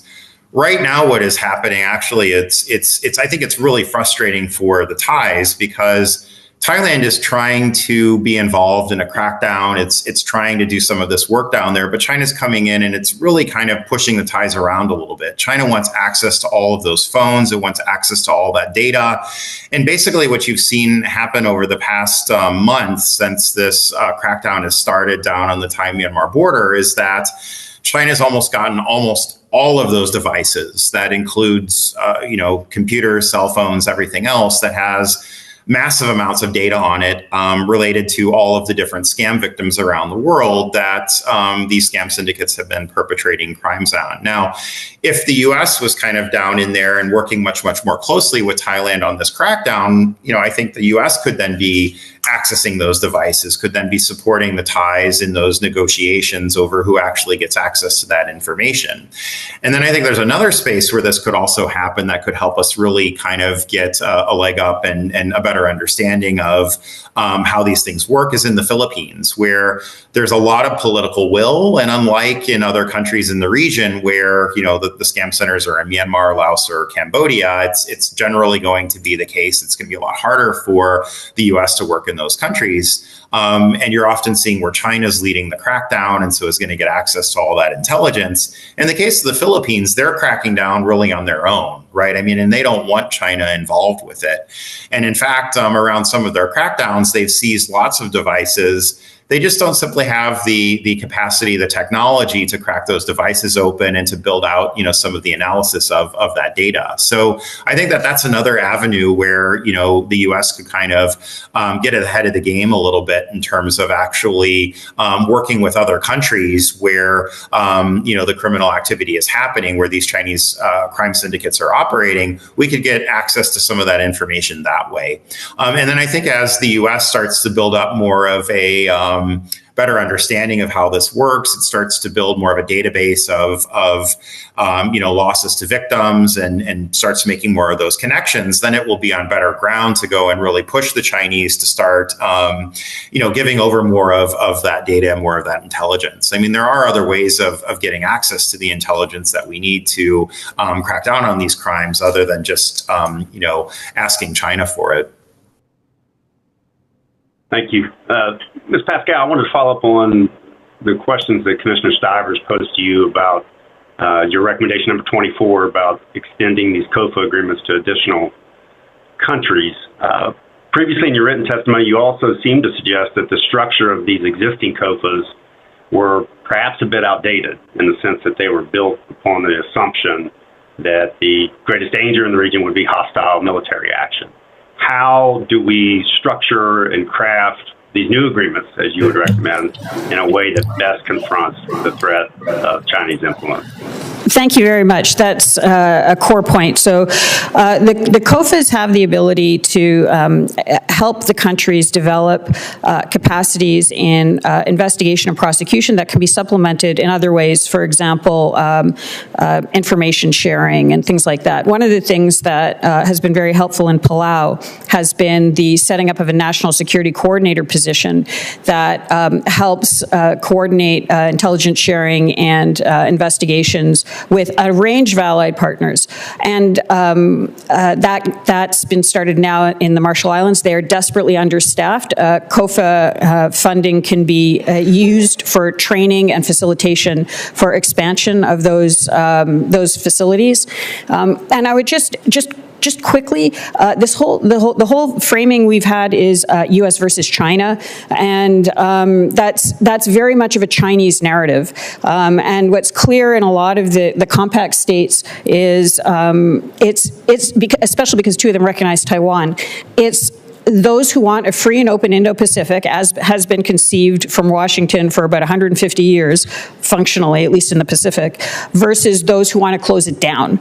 And when you look at it that way, you can bring in a whole bunch of different countries, including, India on healthcare, Japan on microeconomic development. Taiwan has been helping Palau go through the Chinese language technology that's been seized by the Chinese from the Chinese organized crime groups. And they can be worked into the development of COFA structures that go after the ICAD activity and broaden out the narrative from this just being a U.S. versus China thing. So the shift from to the sort of things that actually create social resilience, the tools are there within, the tools and the money are there within the compacts. That money is mandated. But the way that it's delivered can be more responsive to those specific threats. With the indulgence of the chair, just one quick follow-up. Commissioner Stivers also explored this issue about the level of support in these countries for your recommendation, but specifically my understanding of the existing compacts is that they were authorized by Congress and then approved by referenda in the individual states. if those votes were held today, how would they turn out in those countries that you recommend we should extend COFAs to? So bingo. The one that would be a big question is the Federated States of Micronesia, and it's an uncomfortable constitutional structure to begin with. And President Panuelo, the just passed president, has written very incisive letters that describe Chinese activity within the FSM, within the Federated States of Micronesia, including the supporting of independence movements. And we're starting to see that happening. YAP, where the U.S. is putting in a major airfield, recently had a referendum to vote on reevaluating its constitutional relationship with FSM as a whole, which would, of course, involve reevaluating the compacts, the COFA. So this sort of entropic warfare, or what the Chinese call disintegration warfare, of trying to break apart a country from the inside, is very apparent. I would highly recommend reading the letters from President Panuelo. They describe in great detail what's been going on in his country. And I think part of the goal for that is to create such internal fragmentation and competition that the compacts can break apart. And also the funding for the FSM compacts is different than in Marshall Islands, structured different than Marshall Islands and Palau. And I personally think there's a case to be made that they have deliberately structured it to be in a position to walk away from the compacts, if not in 20 years, then sooner. Thank you. Commissioner Friedberg. Yes, thank you very much. Mr. Poling, you suggest that China's policies in the South China Sea are primarily about national myth-making and political legitimacy. I want to explore with you the hypothesis that may understate the nature of China's ambitions. That in fact, perhaps, their goal has been for some time, maybe 20 years, maybe more, essentially to do what it appears they are trying to do, which is to get into a position where they can enforce their claims, territorial and maritime claims, and where ultimately they can exert effective control over the waters, airspace, resources of this vast area, and that they've made real progress towards that over the last 20 years. And so just looking at the symbolic significance may understate, if we take a longer view, what it is that they're after. Could you respond to that? Apologies. I don't disagree. The argument I would make, though, is the reason that China has wanted to exert control over the resources, the trade, the military activity in the South China Sea is not because of those things in and of themselves. The resources are relatively meaningless. All the oil known to exist in the South China Sea accounts for less than 2 years of daily consumption in China. The impact of trade diversion has been vastly overstated. I have no doubt that the PLAN really wants to use the South China Sea, the submarine bastion, and to exclude U.S. forces, but that's not the underlying reason for the claim. Because if that was the only desire, then China could have very easily shattered the U.S.-Philippine alliance at any point during the previous Duterte administration by just playing a little nicer with the Philippines. The totality of China's claims only makes sense, in my mind, in a framing based on nationalism. That doesn't change the behavior. It doesn't change China's aims or the threat they represent to us, but I think it helps give us clarity on what we can expect China to actually be willing to compromise on. There is no bilateral military modus vivendi the U.S. and China can reach that would solve the South China Sea, and there's no amount of economic cooperation the Southeast Asians could offer that would do the same. Let me suggest an alternative hypothesis to that part of your argument. Maybe China hasn't negotiated and agreed to a reduction in the scope of its claims in the South China Sea in return for a reduction in the American presence, because they think in the long run they can have both, and that that's what they're aiming for.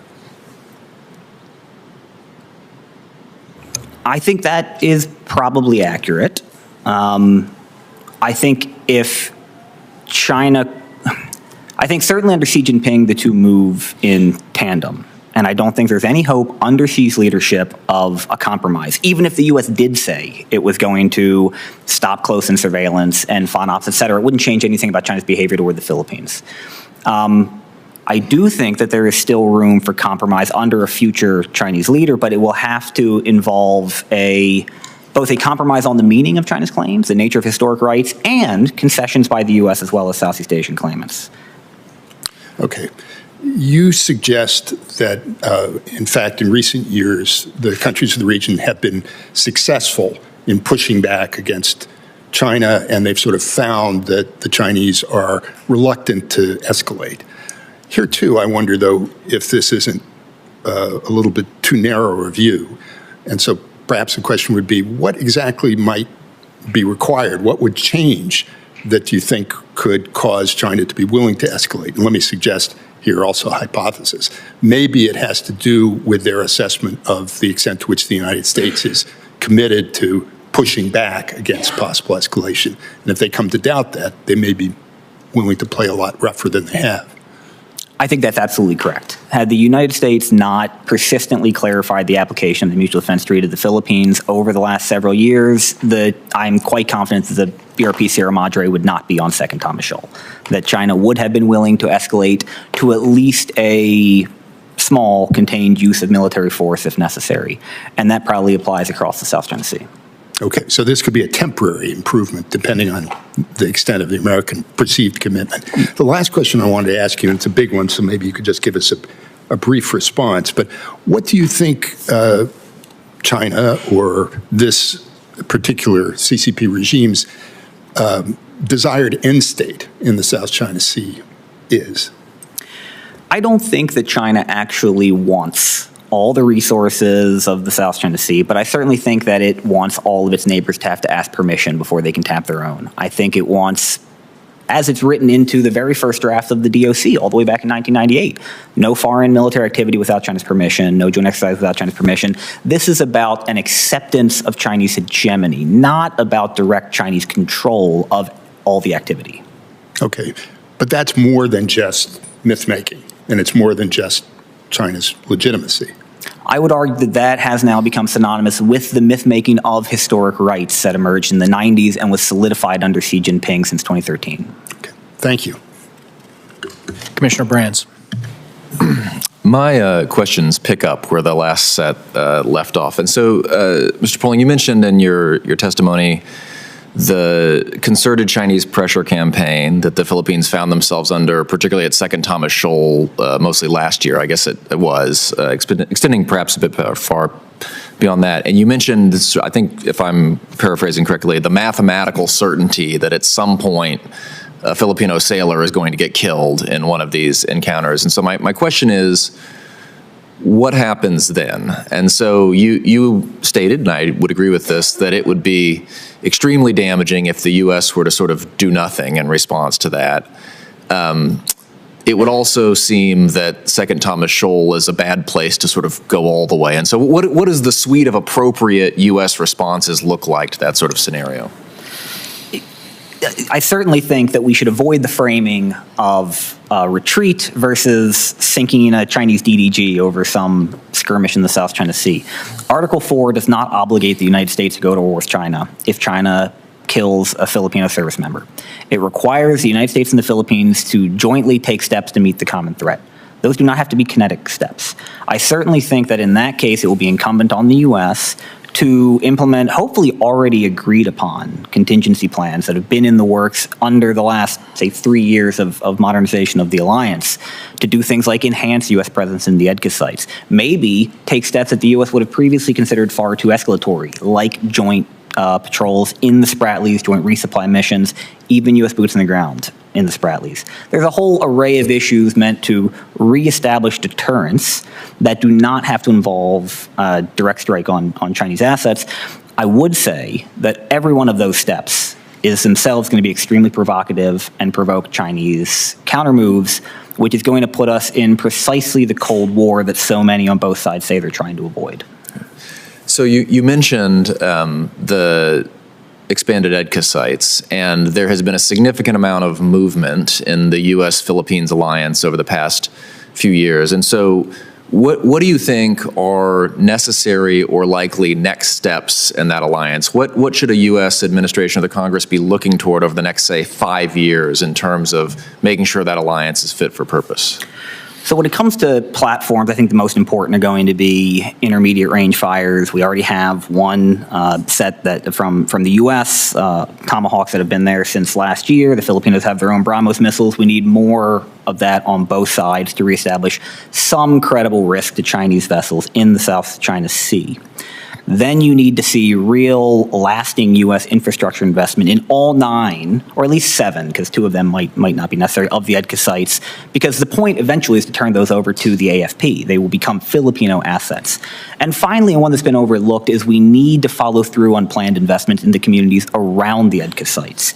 Previously, that was led largely by USAID. Somebody else needs to step into that void because it needs to be clear to Filipino communities that these are a benefit, not a burden, or they will end up the same political football that U.S. basing did in 1992. Okay.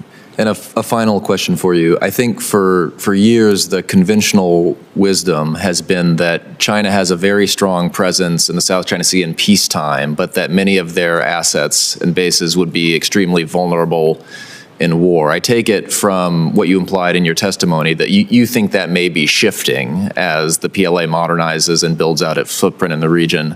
So could you just say a little bit more about that?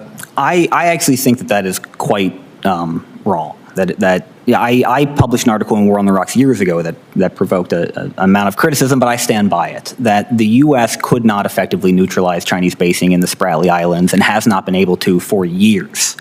In theory, could I run a model that says yes? Sure. But in order to degrade the critical nodes on those islands, you would have to empty the magazine of every vessel in the 7th Fleet. And I struggle to imagine the scenario in which you're willing to do that you're not fighting over Taiwan or some other more significant theater. So I just don't see the world in which the U.S. could actually do that. Great. Thank you very much. Would any commissioners like a second round? Yeah. Aaron? Ms. Pascal, I very much enjoyed your testimony in part because of its historical sweep and the Great White Fleet, Teddy Roosevelt. We don't always get that in testimony, so I really appreciated that historical perspective. But I wanted to go back to a question that one of my colleagues raised earlier to expand on it. What is it exactly that you envision China doing or being able to do if it builds out its position, particularly in the South Pacific Islands? Are you imagining a war in which Marines are going to storm ashore at Guadalcanal, or where China is building bases from which it is going to interdict sea lines of communication running across the Pacific? Play out that scenario a little bit for us. Sure. We're still kind of mirror imaging our version of war. Right. What you're starting to see, and again, the Pacific Islands are a good place to see where this is going. The headquarters of the Foreign Fisheries Agency, which is the agency that's supposed to counter things like illegal fisheries, is based in Solomon Islands.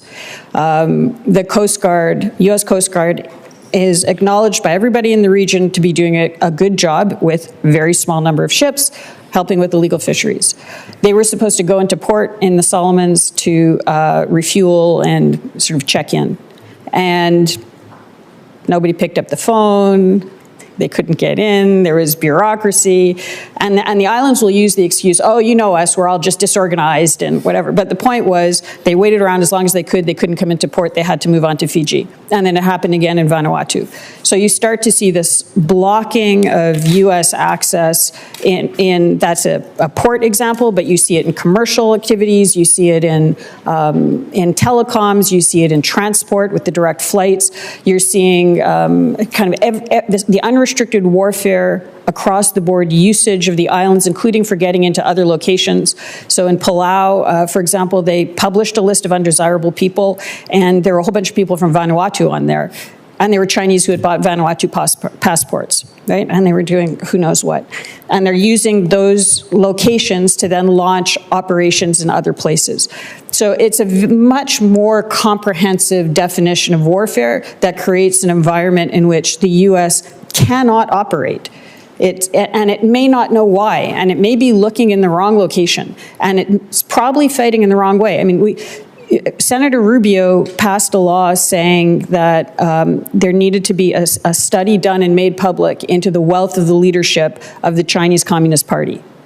That would help. That would help as much as sending a Coast Guard vessel into Solomon Islands. We're focused on their U.S. versus China narrative and on fighting in their way, in the way they want us to fight. I would say broaden it out and use the tools that we have. We have truth on our side. How much better can you get? We just need to get that truth out there. Otherwise, you're not going to be able to move, which was the great fear of Roosevelt and McKinley and Reagan. I mean, everybody saw it. Thank you very much. Yeah. Thank you again to our witnesses. Appreciate your support of this commission's work with your expert statements. And we will now break for lunch and reconvene at 1:50. Thank you.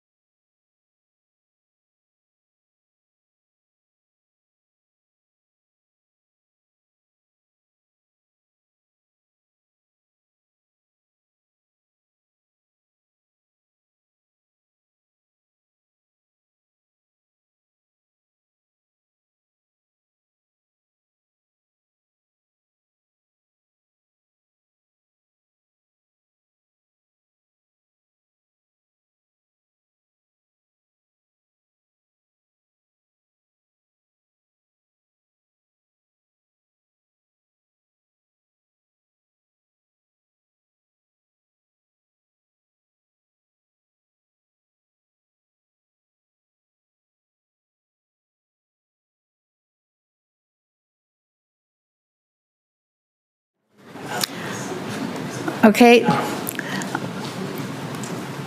We're going to start. Our third and final panel will examine the impact of China's economic engagement on Southeast Asia and the Pacific Islands. We'll start with Dr. Vikram Nehru, Senior Fellow at the Foreign Policy Institute at Johns Hopkins University School of Advanced International Studies.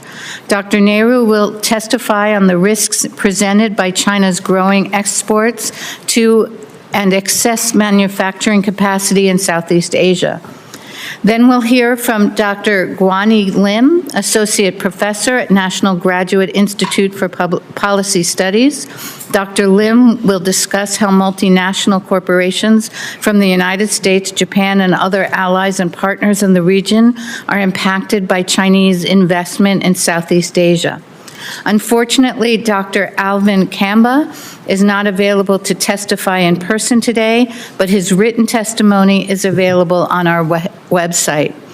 Thank you both very much for your testimony. I'd like to remind both of our witnesses to please keep your remarks to 7 minutes to preserve time for questions and answers. But Dr. Nehru, will begin with you. And thank you so much for joining us today. Chair Price, Vice Chair Shriver, and distinguished members of the Commission. Dr. Kuok, Lynn Kuok, this morning in her testimony referred to a survey that I wish to start with. The survey's key conclusion, as she said, was that China remains the dominant economic, political, and strategic force in Southeast Asia, surpassing the United States. China's economic dominance, however, does not translate into popularity. Southeast Asians harbor deep-seated concerns about China. Half of those surveyed distrust China, fearing that its growing economic and military power could be leveraged to undermine their sovereignty and national interest. Southeast Asians have greater trust in the United States, but recognize that not only is its economic influence less than China's, but that economic influence is waning while China's is growing, and that its reliability as a partner is also in question. There are two key reasons why China's economic impact in Southeast Asia is so strong. And of course, you know the first one, and that's the fact that Southeast Asia's largest trading partner is China. And those links are in fact deepening as the years go by. And China is also the largest supplier of infrastructure finance to Southeast Asia, eclipsing the contribution of the G7 and the multilateral financial institutions. And the infrastructure that's being built with that finance, ports, road, rail, and now telecom and cloud computing, broadly tie the Southeast Asian economies yet more closely to the Chinese economy. The US, on the other hand, remains by far the largest foreign direct investor in Southeast Asia, and its focus tends to be on Singapore and in services. Indeed, Southeast Asia's trade in services is twice as large with the United States as it is with China.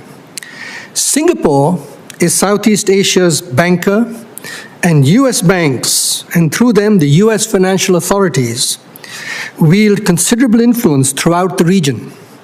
The US dollar remains the currency of choice for all international transactions, irrespective of efforts by Beijing to urge the use of the renminbi. Allow me to highlight just three different aspects of China's influence. Let me start with high tech, and then I'll move on to two other issues which I've been asked to talk on. On the high-tech front, there are three subsectors which are worth considering. The first is the entire electric vehicle or EV manufacturing supply chain, where China dominates the landscape from downstream nickel smelting to batteries to EV manufacturing. Strikingly, US and European companies, including EV producers, have been late in recognizing the potential of Indonesia's reserves in particular, and generally speaking, Southeast Asia. Similarly, the explosive growth of Southeast Asia's digital economy has led to rapid growth in the demand for telecoms infrastructure. Western telecom infrastructure providers had a significant presence in every Southeast Asian country, but now, other than in Singapore, Huawei is the key telecom infrastructure provider offering cheaper technologies with fewer restrictions.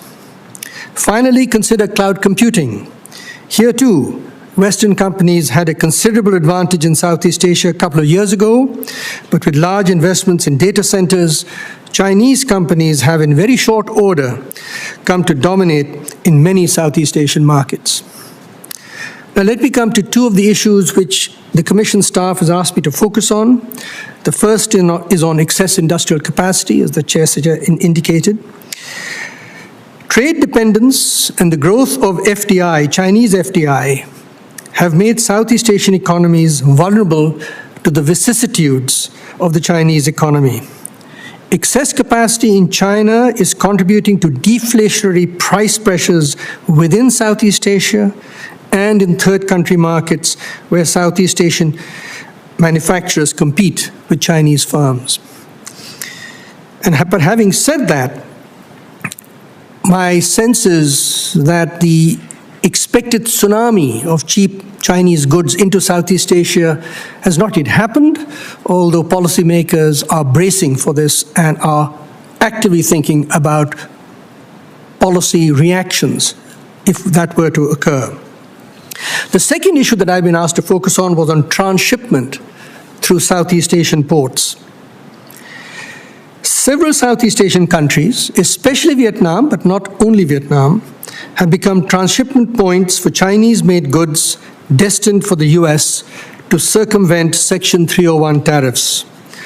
Recent analysis shows that at its peak in 2020, the share of such transship products in Vietnam's total exports to the United States was estimated to range between 7.5% and 16%, depending upon the methodology used. But but this share has since declined to 4% or roughly $5 billion, not a particularly large amount, and will probably decline further as Chinese firms relocate to Southeast Asia and Southeast Asian authorities crack down on such transgressors. Finally, my written paper makes 7 policy recommendations designed with one overarching objective: advancing the long-term strategic and economic interests of the United States. They see Southeast Asian economies as partners, not adversaries, and focus on measures that will expand America's economic presence in Southeast Asia, while at the same time making it a trusted and reliable partner whose principles and commitment remain steady and, most importantly, durable. Thank you very much. Thank you very much, and we'll revisit some of those points shortly. Dr. Lynn. Thank you so much. Thank you so much. Hearing co-chairs Commissioner Price, Commissioner Shriver, and distinguished members of the Commission, I am grateful for this opportunity to provide testimony for the Commission's consideration. My statement will primarily focus on the implications of China's economic engagement with Southeast Asia, as I know too little of the Pacific Islands to offer anything useful. Here, in particular, I'd like to discuss 3 themes. The first one, wider economic architecture linking Southeast Asia to the rest of the world.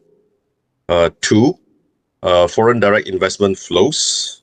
And 3, the structural issues preventing higher quality growth within the region. After examining these 3 themes, I will conclude with brief recommendations for your kind action. First and foremost, the fact is there are very few regions within the global south that have grown as steadily as Southeast Asia since the late 1990s. Its size, about 700 million people, relatively young demography, and generally pro-business attitude present major opportunities for transnational corporations, regardless of country of origin. It should therefore not be surprising that firms like Huawei, BYD, and Lenovo are eyeing the region.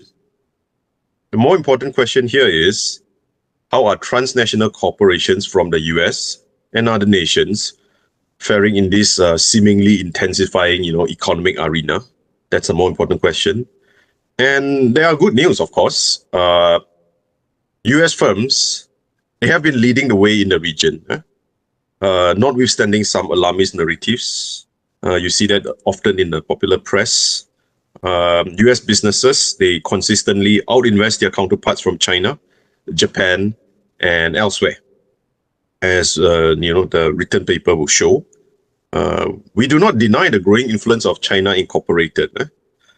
Chinese business groups, they have indeed expanded their market share in the region. That is a fact. Yeah? However, apart from the less developed markets like Cambodia, like Myanmar, they are far from being a dominant force. In key industries, semiconductor and automotive, long-established Western and Japanese firms still set the standard. They still set the standard.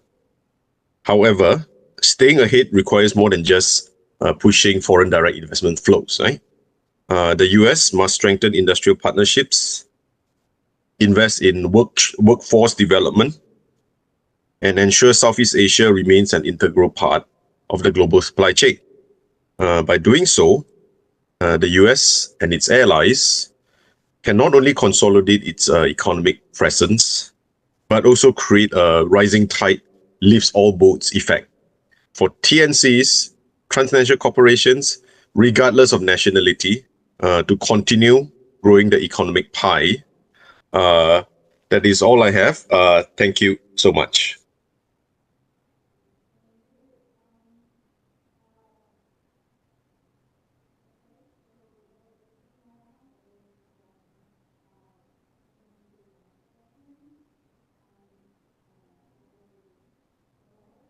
and then Co-Chair Shriver, and then we'll do in alphabetical. Then we'll do it in alphabetical order from there.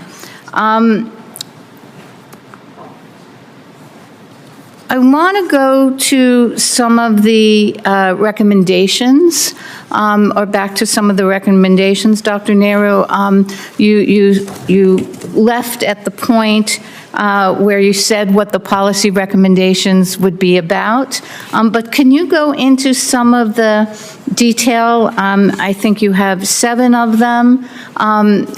Is there 1 or 2 that are your top recommendations, and can you talk a little bit about them?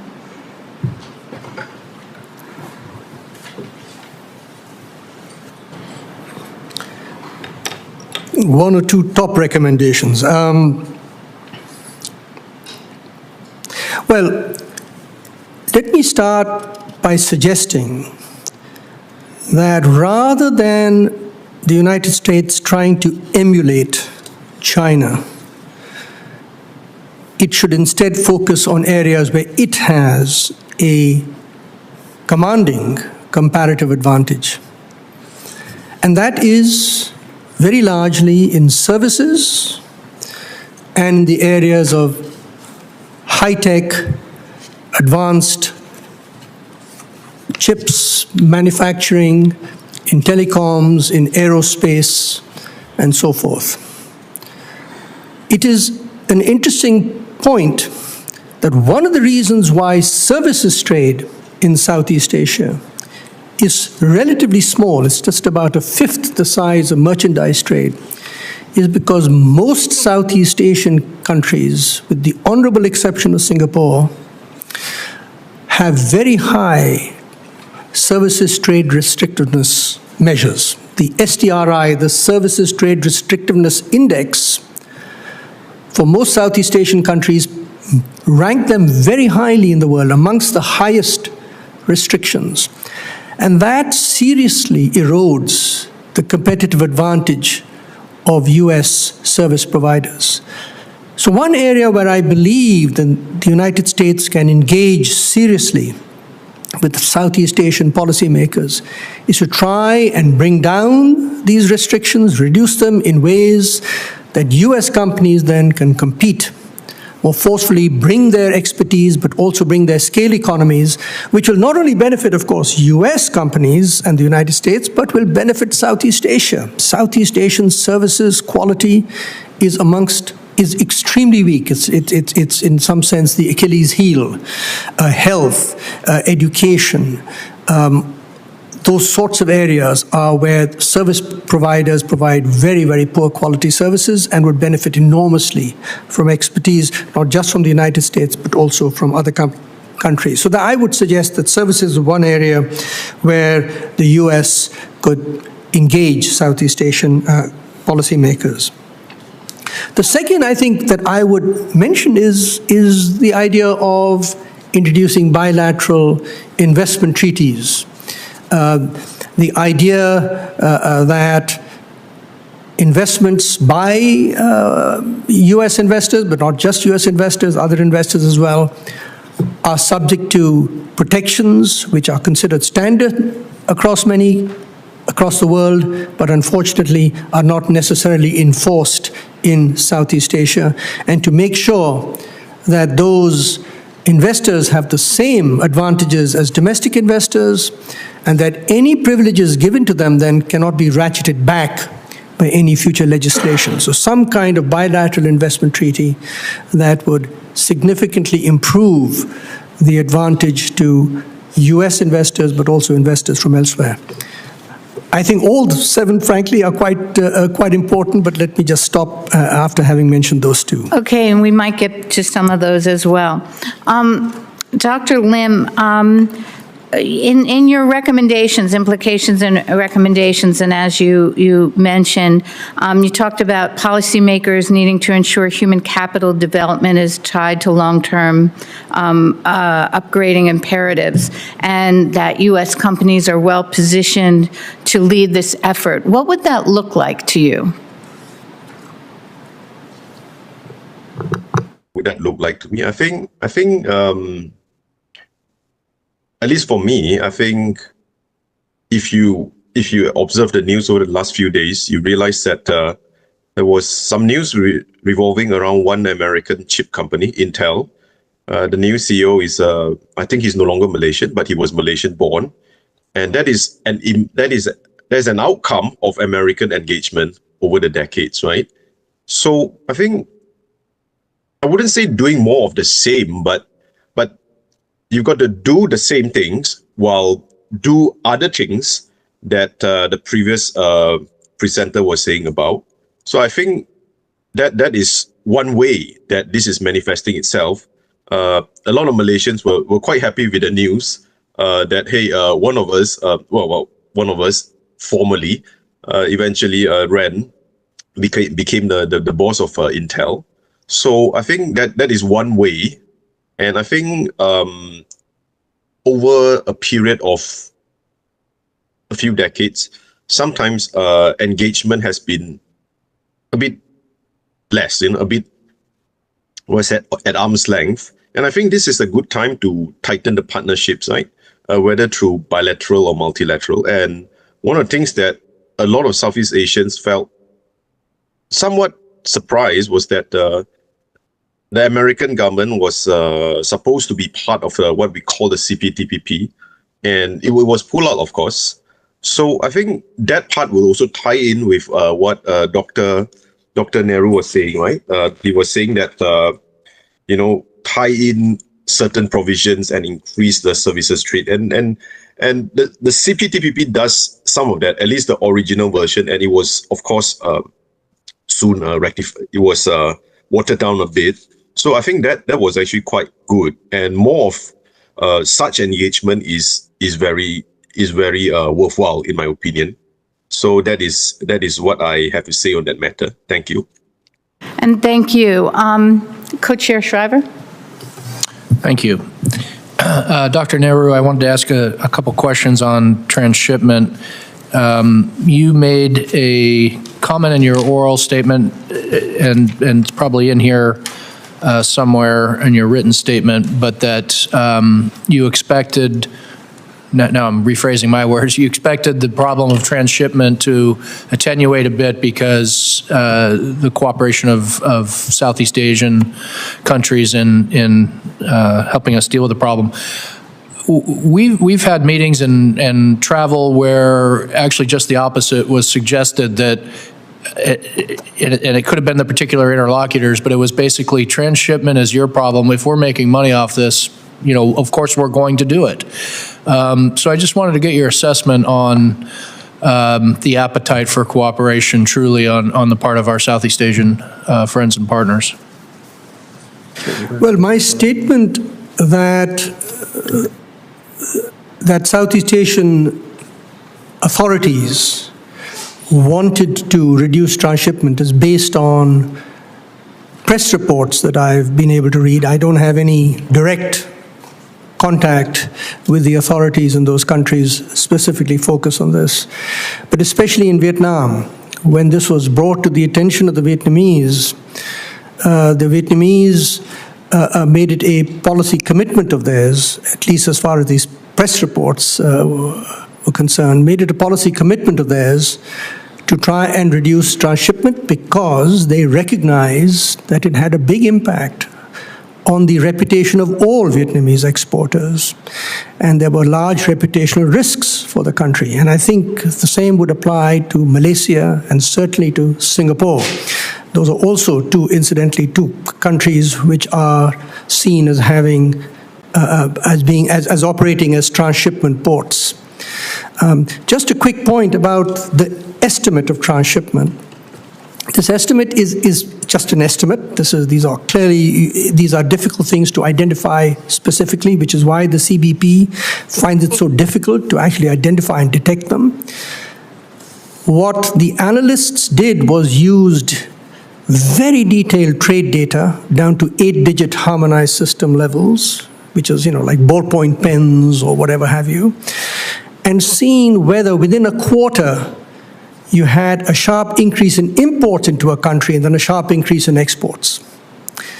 and that the lower amount of the two was then seen as subject to potential transshipment. So the lower bound that we have of 7.5%, the upper bound of 16%, the 16% is probably an overestimation, the 7.5% is probably a very conservative estimation, but these are just estimates based on trade data, because it's very difficult to actually get a handle on specifics on this unless domestic authorities are seriously involved in detecting this kind of activity. Well, thank you for that clarification, and that's the basis for the question is, how confident can we be to have their cooperation? I think there's sufficient concern in Congress about this issue, that there's an interest in addressing it, perhaps through legislation. And if you could expand a bit on the difficulty of detecting, accounting for, measuring, because it seems to me there's a spectrum of, some final product comes in from China and you slap, a label on it that says it's from Vietnam, not from China, and you send it along its way. That's clearly sanctions evasion, tariff evasion, illegal. But if China comes in and invests, builds a factory, hires people, builds something, and it's Chinese capital, but it's produced now somewhere else, Vietnam, that's perfectly fine. But there's a middle ground of what if they're sending component parts for final assembly and then shipped it. So if you were to have a recommendation to the Congress or have us make a recommendation to the Congress, what is the problem that we should be cracking down on, and how do you build this sort of infrastructure for detecting and then leveling penalties? So this is an age-old problem of international trade and international trade agreements to determine what are called rules of origin, or ROOs, R-O-Os, ROOs. And virtually all trade agreements normally have a minimum amount of value added that needs to take place in a country before it can avail itself of, say, lower tariffs under the trade agreement. The problem in the case of the United States is it doesn't have a trade agreement with Southeast Asian economies. It withdrew from the TPP, but if it had stayed within the TPP, as currently, for example, RCEP has a 40% rule, that is a 40% value-added requirement. If that requirement is met within RCEP, then a product can be produced anywhere within the RCEP members and can be exported to any country within the RCEP membership and still avail itself of the RCEP special tariffs. The United States has to reach an agreement on what it considers to be an appropriate level of value added locally before it can avail itself of its tariffs or zero tariffs or whatever have you within the United States. And that requires negotiation and agreement so that both sides are clear on the level of the rule as well as how it is to be determined, because that too requires a significant amount of expertise and sort of technical determination, because these are also not necessarily easy things. But there are now, I looked at it, something like over 300 trading arrangements now in the world, and virtually all of them have rules of origin and methods by which rules can be determined. And so this is not something that is new. It's been done in the past and can be done in the case of Southeast Asia. Thank you. And Commissioner Brands. Dr. Nehru, you advocated in your written testimony that the U.S. pursue a framework for economic engagement with Southeast Asia, and we consistently hear that there's a strong demand signal from Southeast Asian countries for expanded economic ties. Of course, we're also in a world where sort of big trade deals seem infeasible politically. So could you just sketch out a little bit of sort of what that framework looks like in your mind within the limits of the politically possible at the moment? Well, as Dr. Kuok this morning mentioned, there already is the Indo-Pacific Economic Framework, which has these 4 pillars: trade, supply chains, clean economy, and a inclusive economy. I think those are the 4 pillars. And I'm not suggesting that the IPEF necessarily continue, but that provides a useful benchmark against which to measure any new arrangement that may be negotiated. The point is that even in the trade pillar, where very little progress, frankly, has been made under IPEF, the objective should be to try and move towards a trade agreement of the kind where you have rules of origin determined, you have transshipment issues laid out and so forth. But recognizing that we're not going to get there simply because of the atmosphere on both sides of the Pacific, if you wish. But that should be the ultimate objective, and one should then measure progress in baby steps along that way. So I think my one sort of suggestion would be to be patient with respect to negotiations, make small steps towards this agreement, and that's about the only thing that I can suggest given the lack of enthusiasm for a trade agreement with Southeast Asia. What about a couple of the additional recommendations you made in your written testimony involved a sort of high standard security framework to protect dual use technologies and critical minerals agreements. So could you just expand a little bit more on what you have in mind there? Well, as you know, the policy under the CHIPS Act was that the U.S. could not import any critical minerals as well as any components unless they were from countries with which the United States had a free trade agreement.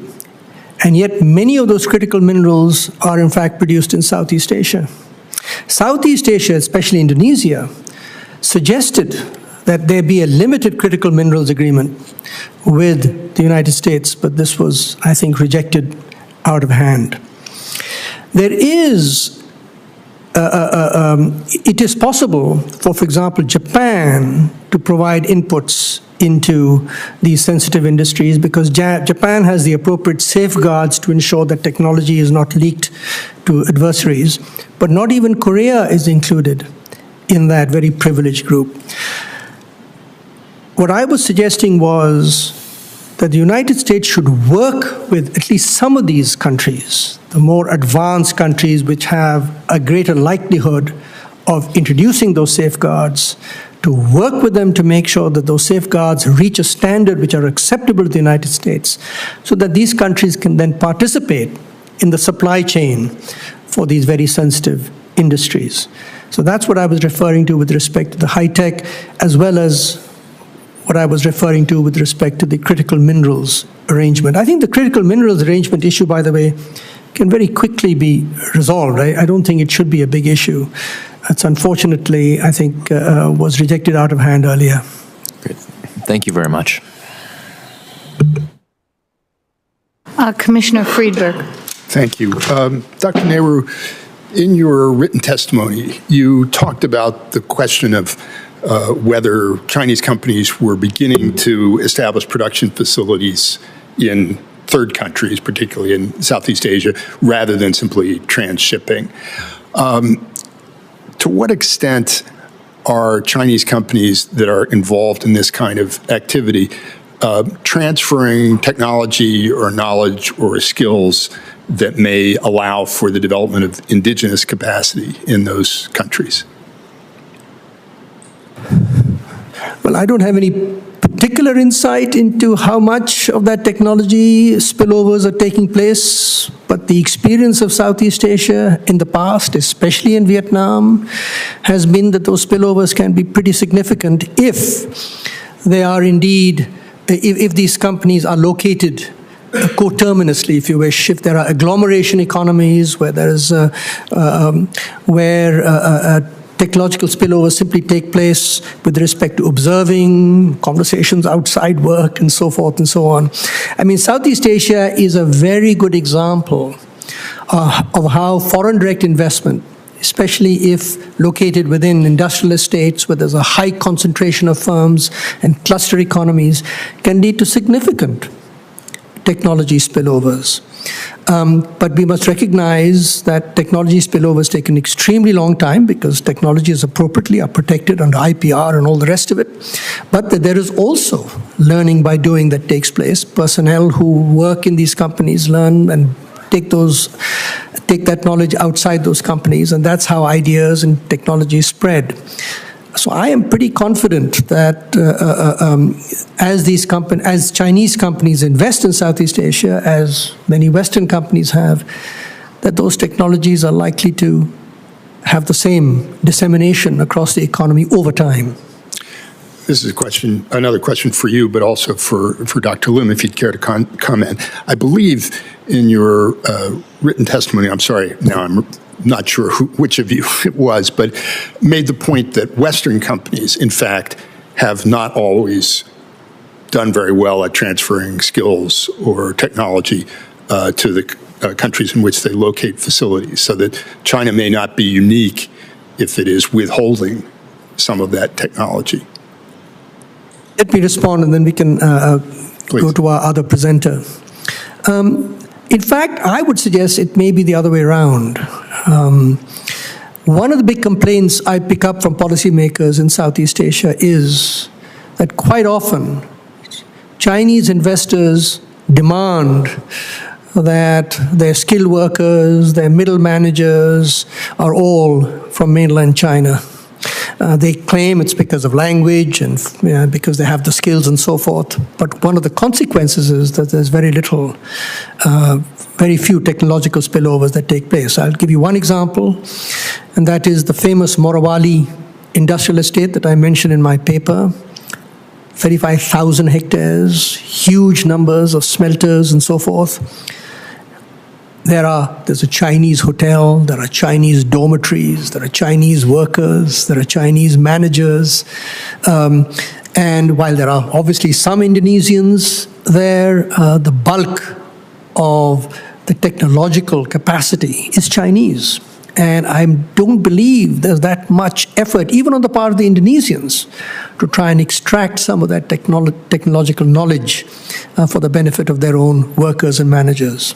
And again, do you have any insight into how that would compare with the behavior of other Western companies?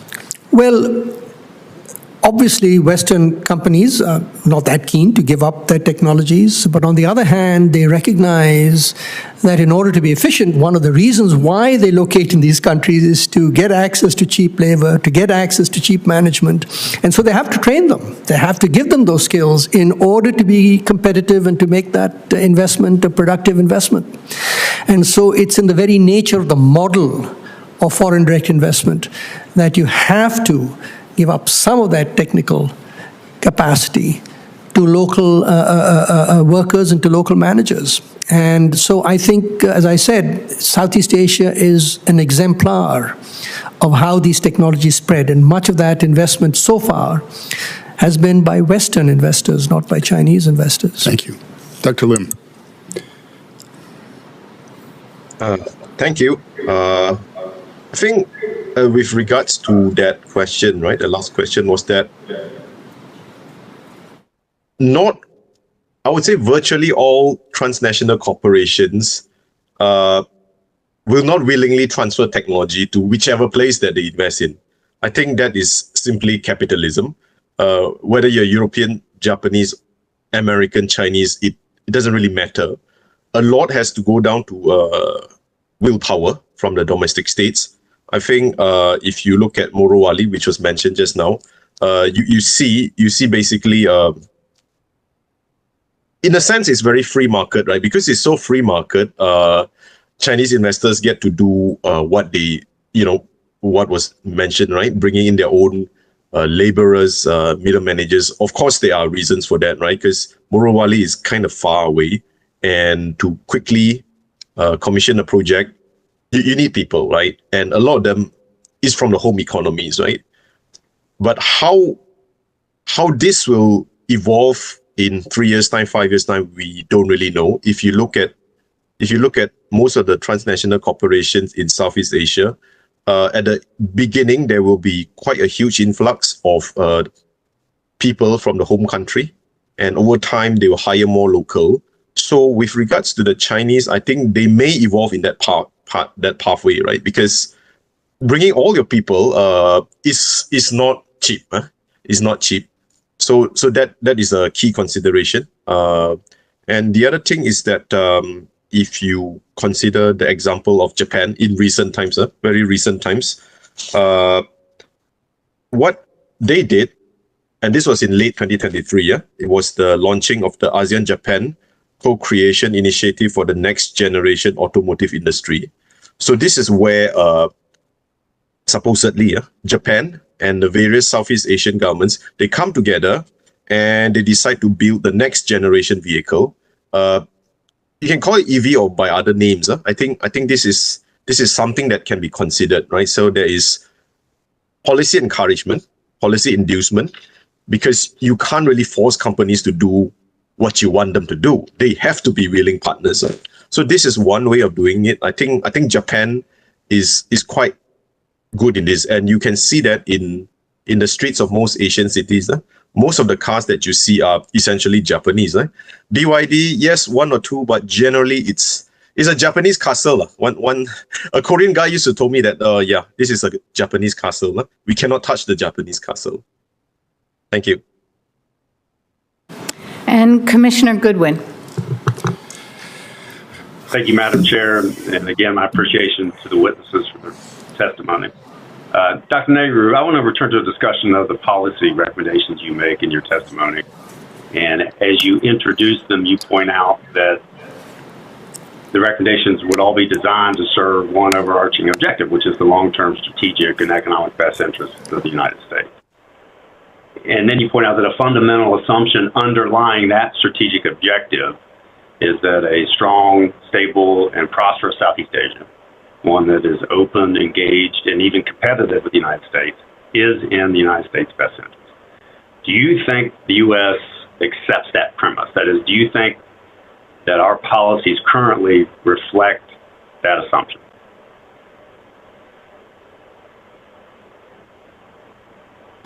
Well, the nature of policy recommendations are what they should be as opposed to what they actually are. But I think to a very large extent, over the last 30 to 40 years, and I've been working on Southeast Asia for that length of time, I think there has been a consistent effort, except for a few notable periods, where, yes, the United States has worked for the prosperity of Southeast Asia. It's true, there's many Southeast Asian economies are now part of the WTO. One of the reasons why Southeast Asia seems so comfortable with the world economic order is because they've benefited greatly from it. Just as China has benefited greatly from it. An order in which there are rules for trade, for investment, and so forth. And as I say in my testimony, as I mentioned earlier, that Southeast Asia has one of the highest trade to GDP ratios in the world, even higher than the EU. So clearly the world order has significantly helped, and the United States has been a prime mover of that world order. So my submission would be, my sense is that the United States has, over the last several decades, tried to achieve the prosperity of Southeast Asia, and recognition of the fact that that would also serve the interests of the United States. I'm not sure whether you'd agree with me on that, but I'd be interested in your views. Well, the benefit of today's proceedings is that you're on the hot seat and I get to ask these tough questions, right? I do want to follow up. What about the countries in the region? That is, do you think they believe that we believe that? You touched on some of the public polling that came out in 2024 and shifting trends with regard to views of the United States vis-a-vis China. So do you think countries and policymakers in the region believe that we believe that their economic prosperity and security is in America and the world's best interest? So one must start with the premise, of course, and it's worth constantly re-emphasizing this. The Southeast Asia is made up of 10 extremely diverse economies with very diverse views on this issue. And there are clearly countries in Southeast Asia which are completely within the orbit of the Chinese and are unwilling to accept anything other than the dominance of the Chinese, and I'm referring here primarily to Laos and Cambodia and Myanmar, for example. And there are also countries like Singapore, now Vietnam, the Philippines, where there's a strong view about the critical importance of the United States as underpinning the economic and security order within Southeast Asia. And I would place somewhere in between the countries like Indonesia, Thailand, and Malaysia, where I think they recognize the critical importance of the United States. They have sort of their relations are always hedged between the United States and China, but they also recognize the fact that China is geographically close. It is growing very rapidly. It provides critical technologies. It helps these countries with their aspirations to become high-income economies.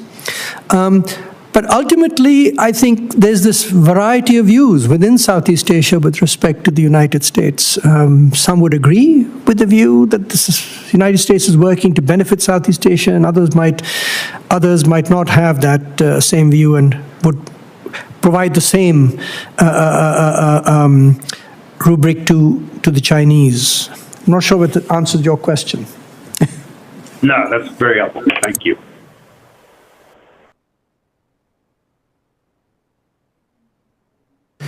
Thank you, Dr. Nehru. Thank you for coming, and thank you to all the witnesses.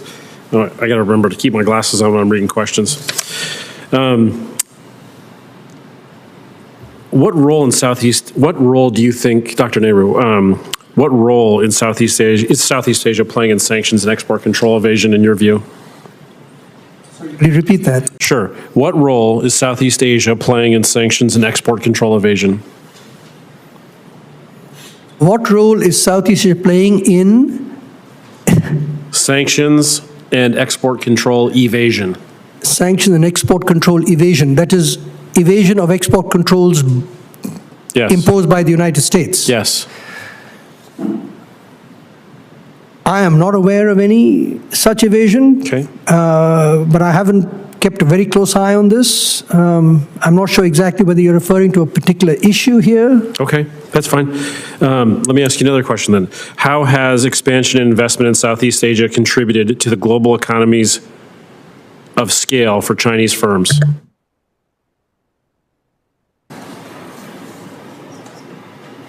Chinese firms have attained global scale well before they started investing in Southeast Asia. I think one must recognize, by the way, that a lot of the relocation of investments in China, manufacturing investment in China to Southeast Asia were in fact from Western companies, not Chinese companies. These were American companies, Japanese companies, European companies, who initially found that the rise in real wages was simply making them internationally uncompetitive, and therefore chose to relocate to Southeast Asia, primarily Vietnam, but also to some other countries, to regain their competitive advantage. This process was then accelerated by some of the tensions between China and Japan initially, where Japan introduced the China +1 policy, trying to move some of their investments out. And subsequently, of course, with the introduction of tariffs in 2018, the US tariffs I'm talking about in 2018, which accelerated that process even further. So this has been a long-standing process. And it's not just, as I mentioned, Chinese firms. It's very much initially were Western firms. Chinese firms have now been relocating, in part stimulated by the US tariffs. Thank you, and I'll give back the balance of my time. Commissioner Miller. Thank you. I'd like to, Dr. Nehru, I'd like to go back to the discussion you were having with Commissioner Brands about a critical mineral deal. We just returned from the region. We're going to be going back to the region in a few weeks. There were 10 minutes that went by that we didn't hear some sort of talk about how important a critical minerals deal should be. But we had a very difficult time actually getting to what that would mean and what could actually get us across the finish line. Certainly, there's an appetite on the U.S. side for more critical minerals. There's an appetite on Southeast Asian countries, Indonesia, for example, obviously, for an export market that allow them to diversify away from the reliance on China. But what else is needed to push this across the finish line? And I'm asking because this sounds like a great idea, but it's not deemed attractive enough to get the attention of this administration, at least yet. If you were given the mandate to try to help get this thing over the finish line, what recommendation would you have? Would it be based on constraining Chinese operations in the country, providing more transparency around what the Chinese processors are doing? Would it be based more around proactive steps to create a bigger export market in the Indonesias of the region in order to create more potential exports coming in from the United States? How would you advise getting past the finish line? So my suggestion is very simple, actually. There are 7 industrial estates that have been set up in Indonesia to promote downstream nickel processing, and not just nickel processing, but processing of other mineral ores which can no longer be exported from the country. Only 3 of those are currently operational: Halmahera, Morowali, and there's one island of Obe. 4 are not yet operational. My suggestion would be that if the United States can reach an agreement with Indonesia to get one of those industrial estates for only U.S. investors, where U.S. investors can install environmental standards which are in consonance with United States standards, that U.S. investors can introduce investments which meet the governance standards, and the transparency standards which the U.S. demands. Just as China dominates these 3, the United States could potentially get one of these industrial estates where you can get sufficiently large amounts of U.S. investment, U.S. standards, and then you can have verification of those standards for those products to be exported to the United States. There is absolutely no reason why this cannot be achieved. Thank you. I think that's very helpful. Let's go back up to 30,000 feet and talk about Belt and Road. And this is a question for both of you. Belt and Road is very different now than it was when it was first created, over a decade ago, and when Xi Jinping first put a stamp of approval on it. The Chinese financial backdrop is very different. There were enormous amounts of Forex reserves, $4 trillion or so, with another $1 trillion in the banking system. So the dynamic for wanting to get Belt and Road going was about not just recycling excess surpluses for Forex, for commodities, other things. It's different now. The Chinese state is much more capital constrained, and what we've been seeing around the world has been sort of a de-emphasis of Belt and Road, a lot of failures associated with bad managerial oversight of Belt and Road. So it's a very different environment. That said, what's been very clear in your testimonies has been that it plays a very strong role in Southeast Asia. So perhaps around the world, Belt and Road isn't what it once was, or it doesn't have the emphasis in Beijing of what it once was, but in Southeast Asia, it still plays a very important role. How would you distinguish, obviously Southeast Asia is the near abroad for China, but how would you distinguish your view of how Belt and Road is doing right now in 2025 in Southeast Asia versus perhaps the rest of the world where there's maybe a declining emphasis? I will answer your question, but with some caveats. It's always very difficult to define what is a Belt and Road project as opposed to what is not, especially in the past. But given that, there has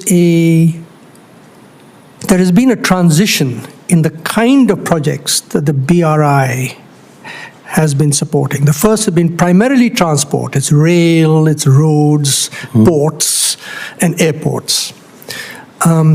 But there's been a significant shift recognizing precisely the point that you're making, that many of these projects have not been as successful as they were originally thought. There has been some pushback on the part of countries, especially in countries like Malaysia and Indonesia and elsewhere. And so there has been the shift to what is now considered to be, in fact, an even higher priority as far as China is concerned, and that is the digital Silk Road. That is introducing, focusing on investments in the digital sector. And there's been, I'm talking about literally the last couple of years, a very substantial increase in investments, not just, by the way, on the part of China, but also on the part of the United States quite separately. So there is this intense competition for Southeast Asian markets. Some of that competition, unfortunately, is now waning simply because the United States has incentives, US investors have incentives now to locate within the United States because of some of the barriers introduced. So China has somewhat more of an open playing field with respect to Southeast Asia, but that's where a lot of the action of the BRI is. And questions like localization laws, privacy concerns, management of the data, data governance, these are all issues at which China is at the discussion table, not the United States, unfortunately, because China is the one introducing many of these investments. And I'll be very frank with you that the leaders of Southeast Asian economies find China's use of many of these high-tech surveillance instruments as very useful for their own purposes. So there is a meeting of the minds as to how data should be used, both for the stability of the state as well as for the promotion of the market. And that makes for a relatively easy discussion between Southeast Asian leaders and the Chinese. Okay. Do we have time for Dr. Lim to Dr. Lim? Thank you.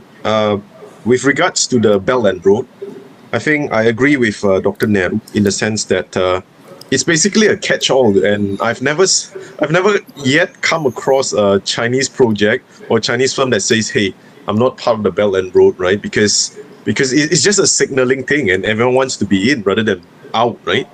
And if you were to look at the longer-term evolution, right, you realize that there has been a lot of wastage at the early stages, right? If you count 2013, right, and between 2013 and 2025 today, there's been some projects, a lot of projects, I would say, that are basically wasteful, inefficient.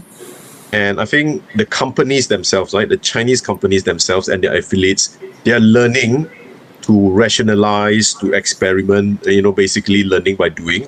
And as a result, the projects have become more and more rationalized, right? And that is not a bad thing. If you look at, say, Japan, right? Japan in the 80s was basically seen as a rival by some Western governments. And over time, right, that worry is no longer a worry, no longer a concern, simply because there is a lot of learning by doing as well. There's a lot of experimenting. And I think the Japanese companies, they learned how to manage this, basically this pot of money in foreign environments, right? I think people kind of not notice the similarity between Japan and China in this regard. And to a smaller extent, you could extend the argument to the new southbound policies of Korea and Taiwan, right? Similarly, large capital surplus, and you have to, recycle it or channel it abroad. And broadly speaking, they have seen same evolutionary tracks, right? At the start, it is big, even boastful at one point. But over a period of, say, 10 years, 20 years, they have become more and more market, more attuned to the market sentiments. And, before we forget, right, if you just proxy the Belt and Road, whatever the definition is, if we just look at foreign direct investment, it's not particularly that big in Southeast Asia. It has become bigger. But the others have also maintained their presence or even increased their presence, right? I think American FDI is one of them. Japanese FDI is also one of them, right? So in that sense, you could say that everyone wins in this exercise. And that is my comment on this. Thank you. Thank you. And Commissioner Stivers. Dr. Nehru, you mentioned, and I totally agree, that the U.S. should lean into our commanding advantages and not try to emulate China, especially on economic and trade policy. I think this is a common theme that we've gotten from all of our panels. So on foreign direct investment, we've heard a lot over the years about how this is a commanding advantage from the US, Japan, our allies that we have in Southeast Asia over China. But in our previous panel, or one of our previous panels, it was said that the FDI advantage was not so significant because it was concentrated so much in Singapore. And I'd like to get your views on if you agree with that. Is FDI from US and our allies, is that a commanding advantage? And if so, how do we lean into it? Well, yes, I believe it is a commanding advantage. And yes, you're quite right that Singapore receives the bulk of US investment in Southeast Asia. But Singapore is, if you'll pardon the expression, a transshipment point for that investment. Companies in Singapore happens to be the largest foreign direct investor in the rest of Southeast Asia. So the same companies that get capital from the United States or elsewhere then reinvest that money in Southeast Asia. And they use, of course, Singapore's proximity to manage those investments in Southeast Asia, but they also use the Singaporean court system to resolve disputes. They are supported by Singaporean law. They're supported by Singaporean requirements for governance and standards. And that's why they choose to locate in Southeast Asia. Now choose to locate in Singapore. Now, having said that, there are still big challenges because in many countries in Southeast Asia, judicial standards for governance, transparency are unfortunately extremely weak. I'll give you an example. You can have a case which is resolved in a Singaporean court, but to implement the judgment, you actually have to go then, say, to an Indonesian court or to a court in another Southeast Asian country. And getting judgments implemented is extremely difficult when it's a cross-border decision of this kind.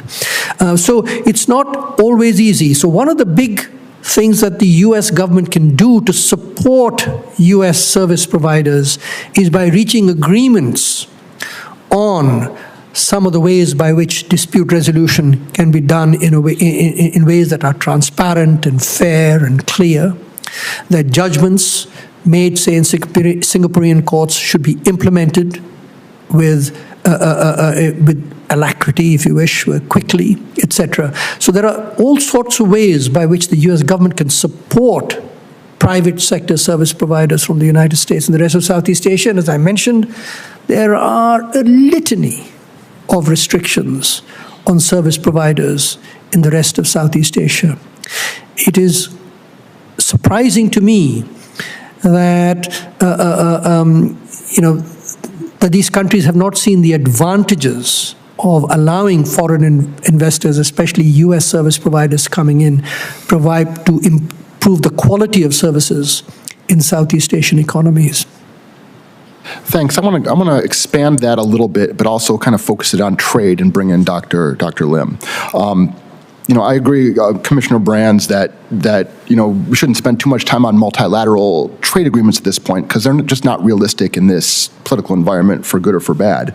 But it should be noted that only 4 of the 10 or 11 ASEAN countries are part of CPTPP, and Indonesia, the largest economy in ASEAN, is not part of it. Thailand, the Philippines, and often they are worried that they will be at a disadvantage in an environment where the more wealthy countries join a multilateral trade agreement and the middle income or low income countries do not. But this gets directly to the issue of standards and trade. If bilateral trade agreements are possible with the US and possibly some of our larger allies like Japan, do these, especially the middle income countries, I'm thinking the Philippines and Indonesia and Thailand in particular, did they have the basic customs enforcement or standards that can enable them to enter into a trade agreement that could hopefully be mutually advantageous? And does it make sense for the U.S. to provide that technical capacity building support to help these countries, have higher standards? Maybe we can start with Dr. Lim on this one. Thank you. I think you are right. A lot of us we may not have the capacity to do, better standards of trade, better standards of governance. We do not really have that. And I think if you look at capacity building, I think one guy that always is there is Japan, right? Japan provides quite generous ODA, and some of that ODA goes back to capacity building and all those.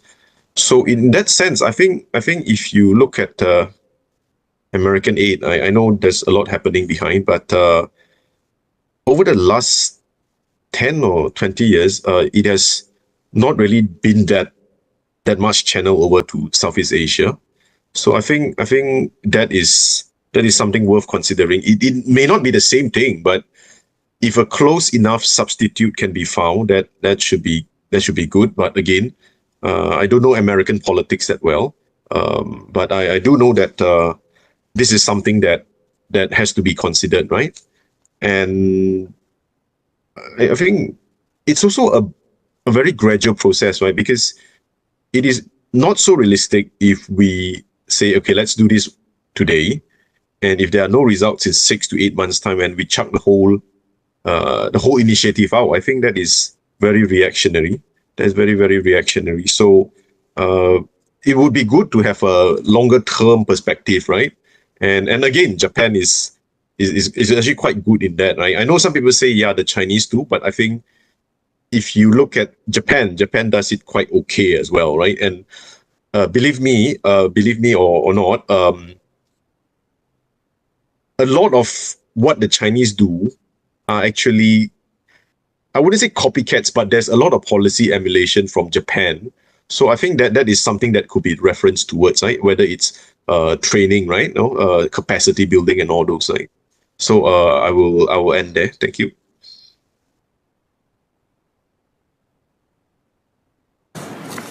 So I would differentiate between a trade agreement focusing on merchandise goods and one focusing on services.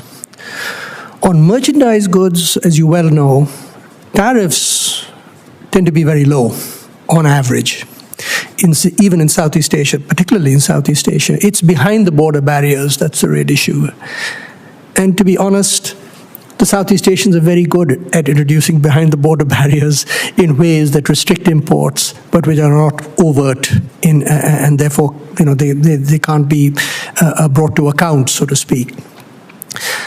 But the case of the United States is to have agreements actually on services trade, which is where it has its comparative advantage. And there the issues are very different. You don't need customs to determine whether services should be or can be provided or not. For example, setting up design companies, accountancy companies, architectural companies in Southeast Asia, US companies that is, that should be allowed. These are services provided which should be allowed.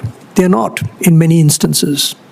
To allow companies in Southeast Asia to hire financiers, top managers, other service providers, legal experts, and so forth, these are quite often not allowed because the worry is that domestic expertise will not be used. So there are many ways by which you can actually level the playing field for service providers in these countries, which do not require custom. They just require a change in regulations and an observance of those regulations. That is true, but that's much easier to police, so to speak, than is required for merchandise goods.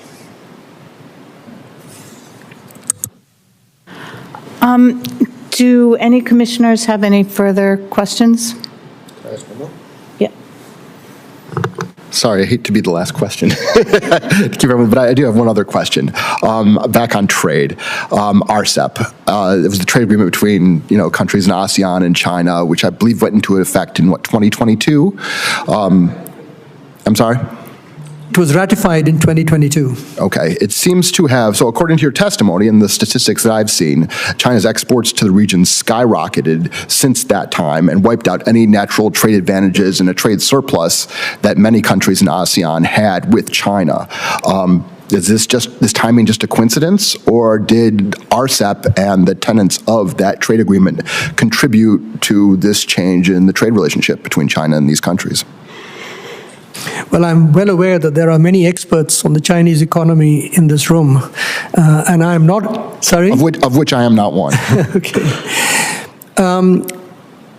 It is a combination, my view is that it is a combination of the introduction of RCEP. Yes, it certainly facilitated trade enormously, but it is also a reflection of the fact that the post-pandemic stimulus that was provided by the Chinese authorities have led to a substantial increase in investments, which have led to excess capacity, which have nothing to do with Southeast Asia, nothing to do with RCEP, and everything to do with the stimulus. The unfortunate thing, and I've worked a lot in China, by the way, and one of the unfortunate features of the Chinese system is that the stimulus measures that they're capable of introducing quickly tend to be on the supply side, not on the demand side.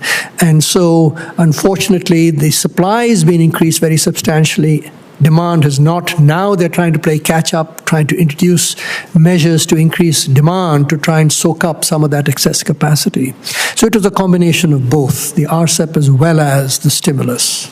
And there's a lot more stimulus coming in terms of... I don't believe so. I don't believe there's a lot more stimulus coming. I believe they now have to work off this excess capacity, which exists in a wide range of areas, but particularly in real estate, which happens nothing to do with trade at all.